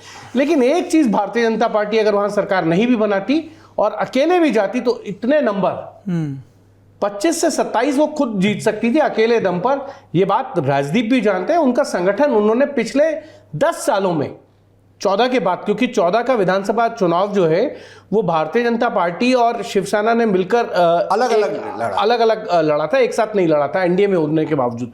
उसके बाद मिलकर सरकार बनाई थी। तब मेरे ख्याल से 122 नंबर जो है विधानसभा में वो भारतीय जनता पार्टी को मिले थे। तो भारतीय जनता पार्टी ने महाराष्ट्र में अपने संगठन को खड़ा किया, छोटे भाई के रूप में शुरू किया था वहां पर, और फिर अंत आते आते 19 के विधानसभा चुनाव में भारतीय जनता पार्टी ने ज्यादा सीटें लड़ी थी शिवसेना से। तो ये भारतीय जनता पार्टी की एक स्ट्रेटेजी है कि चुनाव भी लड़ो, अलग भी होते हो, लोगों को लाओ, संगठन को नीचे से खड़ा करिए। जो बात आप अभी कह रहे थे ना, शक्ति केंद्र प्रमुख, बूथ इंचार्ज, पन्ना प्रमुख, ये सारी चीजें बताती हैं कि पार्टी किस तरीके से नीचे ग्रास रूट तक काम करती है। अगर ये ग्रास रूट का काम अपनी पार्टी करे तो वो जीत सकती है उसमें, और नेता के अंदर दम दिखना चाहिए। मोदी को अभी तक चैलेंज करने वाला कोई नहीं है। ये बात जो राजदीप कह रहे थे, एक व्यक्ति थे, हाँ, और वो इंडिया गठबंधन ने वो गलती की है। नीतीश कुमार अगर रहते, मैं अभी वोट शेयर का कौन, I disagree here. He has lost his shield. नहीं, मैं जो कह रहा हूं वो उसको आप एक मिनट समझिए। जी बताएं। 19% वोट जो है आज भी जेडीयू का है, हाँ। और 42% जो है वो महागठबंधन का है वहां। अगर ये वोट शेयर भी चला जाता तो आप मान के चलिए कि भारतीय जनता पार्टी की नंबर ऑफ सीट्स 17 या 13 है, वो 10 से नीचे चली गई। ठीक है, एक राज्य में वो एक राज्य। दूसरा, नीतीश कुमार एक ऐसे जाति से आते हैं जिनकी जाति बिहार में, उत्तर प्रदेश, छत्तीसगढ़ में, गुजरात में, महाराष्ट्र में, आंध्रा तक आती है। तो ये बेनिफिट कहीं ना कहीं लगा, और नीतीश कुमार को भी लगा कि उनको कुछ मिल नहीं रहा है। जिस चीज के लिए वो गए थे शायद वो उन्हें मिली नहीं, और हम सब जानते हैं आपने क्यों गए थे प्रधानमंत्री। आपने जिक्र किया, मैंने भाजपा की 10 ताकतें गिनवाई, मैं 5 जो शिकायतें हमें लगातार दिखी ग्राउंड पे वो भी बता देता हूं। और ये शिकायत नंबर 1 है, ये बीजेपी समर्थकों ने भी दोहराई है, कैमरे पर भी और कैमरे से इतर भी। ये पहली शिकायत है महंगाई की। उन्होंने कहा भैया ठीक है, खूब ये काम हो रहा है, वो काम हो रहा है, मोदी जी अच्छे हैं, सब है, महंगाई बहुत है, ये लोगों ने रिपीटेडली कहा। पॉइंट 1। पॉइंट 2, बेरोजगारी को लेके या स्किल सेट के मुताबिक रोजगार उपलब्ध ना होने को लेके या अवसरों की भरपूर उपलब्धता को लेके लगातार नौजवानों ने भी और कुशल कामगारों ने भी या अकुशल कामगारों ने भी असंतोष जताया है। और ये वो समस्या है जिसे भारत को और नई सरकार को एड्रेस करना ही होगा। हम जानते हैं आप सबको सरकारी नौकरी नहीं दे सकते, हम जानते हैं कि BA MA करके, B.Ed BTC करके वनडे एग्ज़ाम की तैयारी करने वालों की भरमार है कोचिंग संस्थानों में। पर हमें एक देश के तौर पे और सरकार को खास तौर पे एक कॉल लेना होगा कि क्या हम 10वीं 12वीं के बाद, एक बड़ा लंबा चौड़ा नारा दिया गया था स्किल इंडिया का, इंडस्ट्रीज कह रही हैं हमें स्किल्ड लेबर नहीं मिल रहा है, कोयम्बटूर में जाइए, महाराष्ट्र जाइए, गुजरात में जाइए, they all are saying this, Punjab में जाइए। ये गैप पाटना बहुत ज़रूरी है। तो ये रोज़गार वाली बात। तीसरा, दैनंदिन जो भ्रष्टाचार है, लोकल लेवल का जो करप्शन है, उसको लेके भी बहुत शिकायतें हुई कि हाँ साहब ऊपर बदल गया है, सब हो रहा है, ठीक है, लेकिन यहाँ चीज़ें बहुत बदली नहीं है, ये कई जगह सुनाई दिया। चौथा, और अगेन आई विल से, इसके बारे में भाजपा समर्थकों ने भी कहा, विपक्ष के नेताओं पे जिस तरह से कार्रवाई हो रही है और जिस तरह से विपक्षी पार्टियों को तोड़ा जा रहा है, इसको लेकर भी एक ठीक ठाक वर्ग है जिसने नाराज़गी जताई। और पांचवा, जो स्थानीय नेता हैं, लोकसभा में जो सांसद हैं कि साहब मोदी जी तो बहुत अच्छे लेकिन हमारे सांसद किसी काम के नहीं हैं, इसको लेके बहुत नाराज़गी दिखी।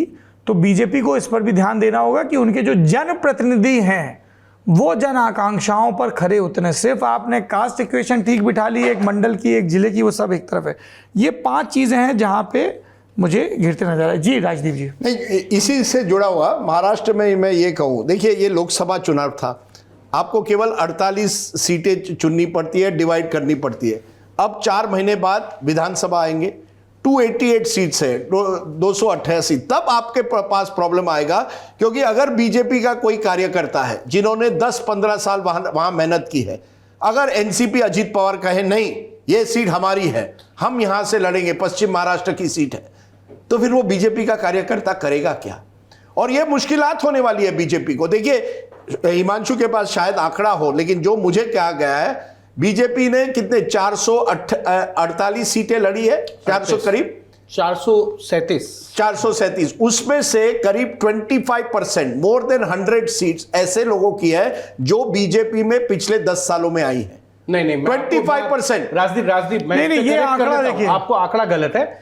116 लोगों को, 118, हाँ। जब मैंने स्टोरी की थी तो 116 था, और उसके बाद 2 नंबर और आए, 118 वो लोग हैं जिनको बीजेपी ने पहली बार टिकट दिया है, जो दूसरी पार्टियों से आए, हाँ, दूसरी पार्टियों से, मेरी बात सुन लीजिए, दूसरी पार्टियों 14 और 19 के आंकड़े को छोड़ दीजिए आप, ये तो 24 में 118 लोग ऐसे हैं जिनको पहली बार टिकट दिया है, जो दूसरी पार्टियों से आए। हाँ। एक चीज हम लोग जो अभी विधानसभा की आप बात कर रहे हो, उसके लिए एक बड़ी मुश्किल अभी आपको आने वाली है, और वो आएगी वन नेशन वन इलेक्शन, जिस पे भारतीय जनता पार्टी की रिपोर्ट जो है, भारतीय जनता पार्टी को लगता है, प्रधानमंत्री ने भी अपने एक इंटरव्यू में कहा है कि उनका अगला जो बड़ा कदम होगा वो वन नेशन वन इलेक्शन के लिए होगा, और वो चाहेंगे कि ये उनके रहते हुए सरकार में पूरा हो। तो कहीं ना कहीं उसकी रिपोर्ट जो है, पूर्व राष्ट्रपति रामनाथ कोविंद की अध्यक्षता में जो समिति बनी थी, उसने रिपोर्ट भी अपनी सबमिट कर दी है। अब उस पर क्या होगा नहीं होगा, किस फॉर्मेट में बिल आएगा, क्या रहने वाला है संसद में, वो एक अलग होगा। लेकिन जितने बड़े मार्जिन की विक्ट्री अब यहाँ दिख रही है, आपने उसके बाद मुझे लगता है कि उस बिल को रोक पाना अपोजिशन के लिए थोड़ा मुश्किल। नहीं, मुझे ये बताइए, बिल की स्क्रूटनी सुप्रीम कोर्ट में भी होगी। नहीं, वो ये मुझे बताइए, क्या आपको इस बिल को पास करने के लिए देश भर में 2/3 नहीं चाहिए विधायकों की भी? केवल पार्लियामेंट में आप कर सकते हैं, मैं पूछ रहा हूं। देखिए, उसके लीगल एस्पेक्ट्स क्या हैं, ये अलग विषय है। मेरा ये मैं पूछ रहा हूं आपसे। बिल्कुल, उसमें हो सकता है जी, इसको हम लोग डिस्कस करेंगे अगले अंक में। मित्रों 1:07 हो चुके हैं रात के। अभी 4 जून को फिर हमें ऐसे ही परिश्रम करना है। एक जो मैंने 5 में जोड़ा था, आपने जिक्र किया, ध्यान आ गया, स्थानीय नेताओं की जवाबदेही के अलावा भाजपा के कार्यकर्ताओं में इस बात को लेकर बहुत नाराजगी दिखी है, स्टेट दर स्टेट, कि जो ये भरमार की जा रही है बाहर से आ रहे हैं नेताओं की, इसको लेके कार्यकर्ता बहुत असहज। सौरभ, इसको लेकर मध्य प्रदेश के एक बड़े नेता हैं नरोत्तम मिश्रा, जो ज्वाइनिंग कमेटी के अध्यक्ष थे, उनका कहना है कि उन्होंने कई लाख कांग्रेस और अन्य पार्टियों के कार्यकर्ताओं नेताओं की ज्वाइनिंग करा दी। कई लाख से? हाँ, 2 लाख से ज्यादा। अगर ऐसा हो रहा है तो भारतीय जनता पार्टी के कार्यकर्ता का जो हक है वो कहीं ना कहीं बटेगा। ठीक है, सत्ता आएगी, सत्ता चली जाएगी, ये एक अलग विषय हो सकता है। जो बात राजदीप कह रहे थे कि सीटों को लेकर, ये सीटों पे नहीं, ये एक नई तरीके की भारतीय जनता पार्टी आपको आने वाले दिनों में दिखेगी। इसको लेकर आज भारतीय जनता पार्टी के कार्यकर्ता बात कर रहे हैं, नेता बात कर रहे हैं। मैं आपको क्योंकि हम लोग सब मीडिया से हैं, हमारा ज़्यादातर इंटरेक्शन जो है लंबा, वो स्पोक्स पर्सन्स के साथ रहता है। भारतीय जनता पार्टी के जो अभी तक जो घोषित प्रवक्ता हैं, वो मुझे लगता है 39 हैं, जिनमें आउटसाइडर बहुत है, और अभी 5 से 7 जिनकी ज्वाइनिंग हुई है वो अभी वेटिंग में है। तो ऐसे में आप सोचिए, जो भारतीय जनता पार्टी के मूल प्रवक्ता थे, उनके लिए स्पेस नहीं है। शाहनवाज हुसैन को मैंने पिछले कई वर्षों से डिबेट करते हुए नहीं देखा है। राजीव प्रताप रूडी हैं उसमें जी। ये वो लोग हैं जो डिबेट्स में नहीं आ रहे हैं। चलिए, आपने राजीव प्रताप रूडी का दिखाई दे रहे हैं, जिनके साथ बीजेपी के प्रवक्ता, आप राजीव प्रताप रूडी का जिक्र कर रहे हैं। अब मैं आखिरी राज्य की तरफ चलता हूं आज की चर्चा में। बिहार 40 सीटें हैं। बिहार में 29 से 33 पर एनडीए जीतती नजर आ रही है, जिसमें बीजेपी 13 से 15, जेडीयू 9 से 11, एलजेपी 4 से 6, हम पार्टी 0 से 1 और आरएलएम 0 से 1। इंडिया अलायंस 7 से 10 सीटों पर जीतता नजर आ रहा है, 8 का उनको लाभ है और अन्य पे 0 से 2।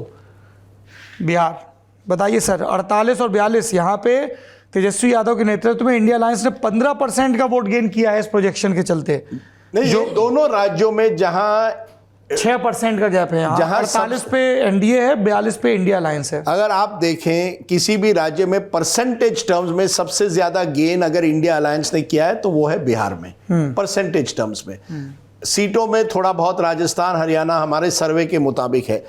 ये एक बात दर्शाता है, जिस तरह से महाराष्ट्र भी दर्शाता है। अगर उत्तर प्रदेश में भी किया नहीं, बट कम है कंपेयर टू बिहार। बिहार में ज्यादा है, झारखंड में अच्छा है। झारखंड और बिहार में इंडिया अलायंस सीटों में भी ठीक ठाक रिलेटिवली कर रही है कंपेयर टू 2019 और वोट परसेंटेज में। ये यही दर्शाता है जो मैंने कुछ समय पहले कहा था कि अब जब राज्य के चुनाव आएंगे, जिसमें झारखंड और बिहार है, जहां डायरेक्ट कॉन्टेस्ट ये होगा कि आपका मुख्यमंत्री कौन है, हिमांशु जी शायद ज्यादा मुझसे जानते होंगे, लेकिन मुझे एक बिहार के बड़े अधिकारी ने कहा है कि अगर बीजेपी की बड़ी जीत इस चुनाव में होती है तो सवाल उठेगा कि क्या नीतीश कुमार के ही नेतृत्व में आप 2025 के चुनाव में जाएंगे? क्या चुनाव 2025 में होंगे या 2024 उसके पहले भी हो सकते हैं, लेकिन कौन होगा नेता? क्योंकि एक तो है तेजस्वी यादव उभर कर आ रहे हैं, आ गए हैं उभर के, तो उभरने आ गए हैं, उभर गए हैं हम लोग। हाँ, तो फिर उनके खिलाफ कौन? जी, मैं आप दोनों को एक इंटरेस्टिंग बात बताता हूं। बताइए। आप तो बहुत अच्छी तरीके से जानते हैं, राजदीप उसको और जानते ही हैं। सम्राट चौधरी, एक सेकंड, ये जो बेंडेड लाइक बेकम किया है ना, आप तो जानते हैं, राजदीप नहीं जानते हैं। नहीं, राजदीप को शायद मुझे लगता है उस पर ज्यादा ध्यान नहीं गया होगा। सम्राट चौधरी बीजेपी के प्रदेश अध्यक्ष हैं, उप मुख्यमंत्री हैं। उन्होंने कसम खाई थी कि जब तक मैं अपनी पगड़ी नहीं खोलूंगा, जब तक नीतीश कुमार से मुख्यमंत्री नहीं हटा दूंगा। और पगड़ी उन्होंने नहीं खोली है, आज तक नहीं खोली है। और ये सवाल जब वो अमित शाह से मिलने आए थे उनके घर पे, जब वो कार में बैठ के जा रहे थे, उनके साथ उस वक्त जो है तारकेश्वर सिंह, रेणु देवी साथ में थे और विजय सिन्हा, ये पांचों लोग जो हैं वो चारों लोग साथ जा रहे थे। तब मैंने उनसे पूछा था, तो उन्होंने कहा था कि अभी वक्त नहीं आया है। और उसके बाद उन्होंने बयान दिया कि मैं राम मंदिर जाऊंगा। वही मुझे कहा, लेकिन खोला नहीं है। लेकिन नहीं, मैंने ये सवाल बोला नहीं है क्योंकि वो अपनी सीएम की कुर्सी से अपनी दावेदारी नहीं खत्म करना चाहते। मैंने उनसे जब यही सवाल पूछा था, उन्होंने यही कहा था मुझे, राजदीप जी ये आप गलत प्रचार एक कर रहे हैं, मैं राम मंदिर जाऊंगा और मैं पगड़ी उतारने वाला हूं। नहीं उतारी है, लेकिन जैसे चुनाव खत्म हो, जैसे चुनाव खत्म हो। अगर मैं आपसे फिर कह रहा हूं, चुनाव खत्म होने के बाद कहां कौन से समीकरण रहेंगे नहीं रहेंगे, ये राजदीप आप भी जानते हैं, मैं भी जानता हूं। नेता कहते कुछ हैं, करते कुछ हैं, और जो नहीं कहते वही वो करते हैं। लेकिन जो नहीं कहते हैं वो तो जरूर करते हैं। और एक चीज आप आज मान लीजिए, 2025 में भारतीय जनता पार्टी की जो लीडरशिप है वो नीतीश कुमार के नेतृत्व में चुनाव में नहीं जाएगी। यही तो मैंने कहा, आधी भाजपा में आ जाएगी जेडीयू, आधी आरजेडी जो हो। सर यही तो मैंने कहा, मुझे जो इस ब्यूरोक्रेट ने कहा था कि असली खेल बीएसपी के बाद अगर किसी पार्टी का, बीएसपी अभी तक टूटी नहीं है लीडरशिप के अकॉर्डिंगली, अगर वो दो पार्टियां हैं जो इस देश में अब जिनमें, अगर ये आंकड़े हमारे जो आए एग्जिट पोल के, उसके अनुसार दो पार्टियों के रीजनल पार्टीज के भविष्य अधर में है, एक बीजेडी और एक जेडीयू। और आप मान लीजिए, और मैं तीसरा जोड़ता हूं इसमें, बीआरएस। आप देखिए जो पार्टी 10 साल ह्यूज शिफ्ट हुआ है, देखिए 10 साल की जो डोमिनेंट पार्टी तेलंगाना की थी, वो पार्टी इतनी कमजोर हो गई है और बीजेपी उभर कर आ रही है। बीजेपी की देखिए स्ट्रैटेजी रही है, जहां जैसे ही रीजनल पार्टी कमजोर होती है और आप डायरेक्ट कॉन्टेस्ट कांग्रेस के साथ कर देते हैं, आप उभर कर आते हैं। गोवा में महाराष्ट्रवादी गोमांतक पार्टी का ये हुआ, असम में असम गण परिषद का यही हुआ। आप अब जेडीयू के साथ आप जिस तरह से बात कर रहे हैं, वही बीजेपी चाहती है जेडीयू कमजोर हो जाए और वो स्पेस ऑक्यूपाई करे। महाराष्ट्र में वो पूरी तरह से इसमें सफल नहीं रही है, इसलिए कभी भी महाराष्ट्र में अभी तक बीजेपी को पूरी मेजॉरिटी नहीं मिली है। बीजेपी चाहती है कि रीजनल पार्टी धीरे धीरे महाराष्ट्र में इतनी कमजोर हो जाए कि हम उभर कर आए। राजदीप जो कह रहे हैं उसको लेके मेरे पास एक आंकड़ा है, वो मैं दर्शकों को दिखाऊं। Gaurav, if you can throw that projection on the screen. Telangana vote share, Telangana में बीजेपी को 43% वोट मिलता दिख रहा है और 24% का ग्रोथ है, 24% का राइज है 2019 के मुकाबले। That's a big number. अभी हम 15% पे कह रहे थे, 24% का। और बीआरएस को 28% का लॉस है, बीआरएस 13% पे आ गया। जो पार्टी कुछ महीने पहले इस राज्य को रूल कर रही थी, 10 साल का, लगभग 10 साल का, 10 साल नहीं, वो मैं नहीं 9.5 हो जाता है क्योंकि उसने 6 महीने पहले थोड़ा सा पहले 19 था जी। तो 13% पे बीआरएस है, 39%, 39% पे कांग्रेस है, 43% पे भाजपा है। कांग्रेस का भी 10% वोट बढ़ रहा है, एआईएमआईएम का थोड़ा घटा, अदर्स का बहुत घटा। तो एक बहुत ही धीमे धीमे एक बाइनरी बिल्ड हो रही है यहाँ पे।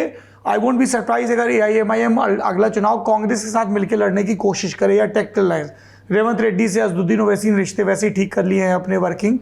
कि बीजेपी वो वर्सेस वैसे हर कांग्रेस जगह कर लेते हैं जब सत्ता होती है। नहीं वो तो है, इसीलिए मैंने कहा ना वर्किंग रिलेशन नहीं, पर वो देखिए एक या दो, सर वो तो 2-3 सीटों का मामला है। 6 सीट जो AIMIM जीतती है विधानसभा में और 1 लोकसभा में, तो उससे तस्वीर नहीं बदलेगी। बड़ी बाकी सीटों पे थोड़ा बहुत इंपैक्ट तो रहता है ना उस alliance. So I am comparing this really to Assam. Assam में यही हुआ था, जैसे ही AGP कमजोर हो गई, बीजेपी लगातार बढ़ती गई, और वही आज की तारीख में शायद तेलंगाना में होने जा रहा है। BRS बहुत कमजोर हो गई है जो पिछले 1 साल में, और उसका पूरा फायदा एक तरह से राजदीप इसका उलट भी है। अगर आप उत्तर प्रदेश को देखें 2002 के चुनाव के बाद जब वहां पे भाजपा लगातार कमजोर होने लगी, तो भाजपा के नेताओं का एक बड़ा समूह और वोटरों का एक बड़ा समूह बसपा की तरफ ड्रिफ्ट हुआ। तो 2007 की अगर आप बसपा के जीते नेताओं की सूची निकालें तो आपको 40-50 नेता ऐसे मिलेंगे जो भाजपा की राजनीति किया करते थे और 2007 या 2012 में वो बसपा की तरफ आ गए। तो इसका उल्टा भी होता है कि अगर नेशनल पार्टी कमजोर रही, कांग्रेस पे भी ये बात लागू होती है, तो इन नेशनल पार्टियों के जो नेता हैं वो जो पावर का क्लेमेंट दिख रहा है, सपा और बसपा उस समय थी 2007 और 2012 में, तो वो वहां की तरफ भी ड्रिफ्ट हुए हैं। देखिए ऐसा है, कुछ राज्यों में बीजेपी ने राजनीति की है, नॉर्थ ईस्ट में जैसे कांग्रेस युक्त करवाया पार्टी को। जी। प्रेमा खांडू हो, हेमंत बिस्वा शर्मा हो, मणिपुर के मुख्यमंत्री बीरेंद्र सिंह हो, सब कांग्रेस से आए, क्योंकि वहां आपका स्ट्रक्चर नहीं था। कई ऐसे 5-6 हैं जो ओवर टाइम बीजेपी में शामिल हुए। तो अलग अलग राज्यों में बीजेपी ने अलग अलग रणनीति के, आपने अभी बसपा का उदाहरण दिया, बड़ा इंटरेस्टिंग है। एक्सिस माई इंडिया पोल के मुताबिक NDA शेड्यूल ट्राइब यानी आदिवासियों में, OBC में और जनरल क्लास में वोट शेयर में आगे है, लेकिन इंडिया अलायंस मुस्लिम, यादव और दलितों में स्लाइटली आगे है।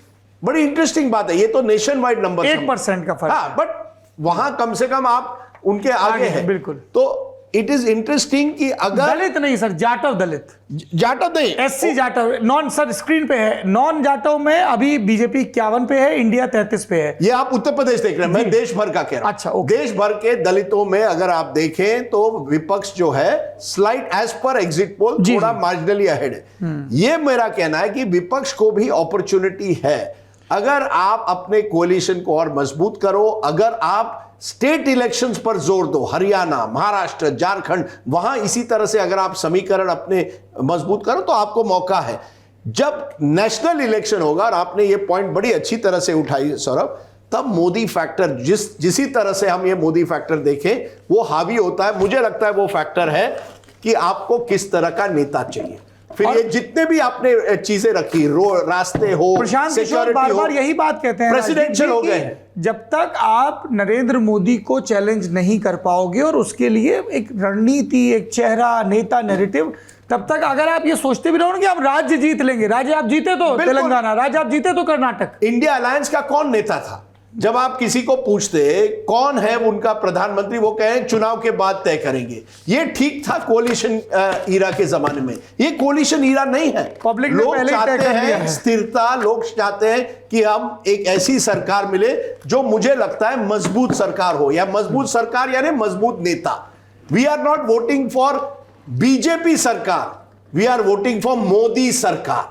ये बहुत बड़ा फर्क है। हम मोदी जी के नाम पर वोट दे रहे हैं, वोटर कह रहा है, हम केवल बीजेपी सरकार के नाम पर नहीं। ठीक है, देखिए एक चीज जो बस ये लास्ट पॉइंट है, विल क्लोज।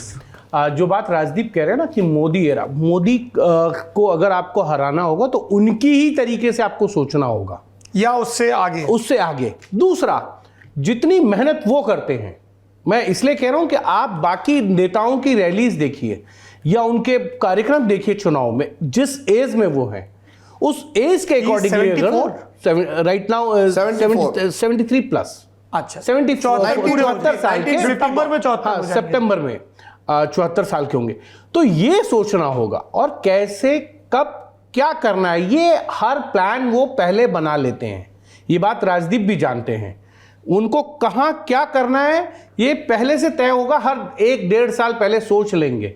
इसीलिए आप देखिए, चुनाव जीतना था, बीजेपी ने बजट सत्र के अंदर एक व्हाइट पेपर लेके आए। उसका पहला आरोप क्या था? आदर्श सोसाइटी घोटाला।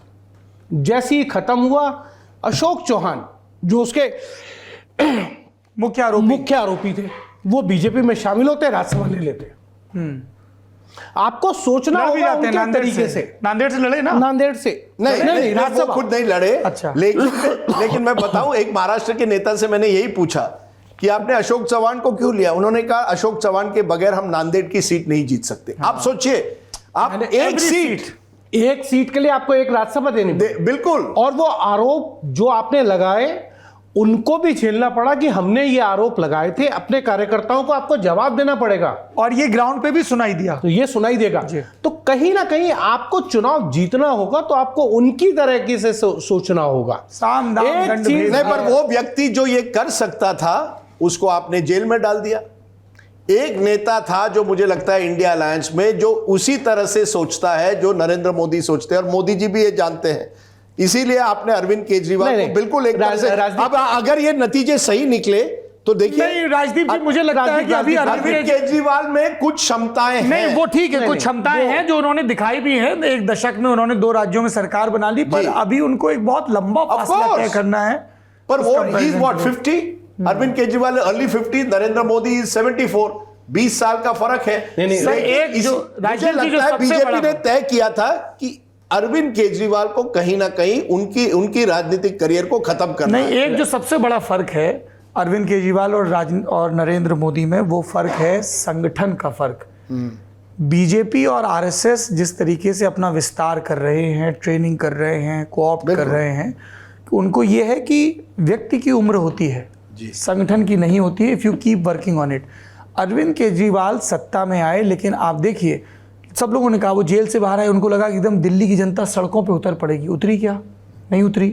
नहीं, और हमारे नतीजे दिखा रहे हैं कि पंजाब में 0 to 2 प्रिसाइसली। आप सोचिए 2 साल पहले जिस व्यक्ति को 92 सीट, फोकस्ड आइडियोलॉजी और एक डेडिकेटेड काडर, इसका अभाव है। स्विंग वोटर इधर भी जा सकता है, उधर भी जा सकता है। बहरहाल, पर एक आखिरी सवाल मैं आपको पूछूं जी, एक व्यक्ति के बारे में हमने बात नहीं की है। अगर ये नतीजे सही निकलते हैं, कांग्रेस और राहुल गांधी का क्या? ये हम लोग डिस्कस करेंगे अगले उसमें। कथाएं आगे बढ़ती रहेंगी, समय अपने नायक खोजता रहेगा, और कई जो नायक की हसरतें पाले हैं उस नायक के चरणों के नीचे या उसके विरोध में दिखते रहेंगे। समर चलता रहेगा, यही समय की गति है। इस गति के साथ अब हम विराम लेते हैं। नेता नगरी का ये एपिसोड आपको कैसा लगा कमेंट बॉक्स में ज़रूर बताइए। सियासत पर चर्चाओं का दौर अभी बाकी है। शुभ रात्रि।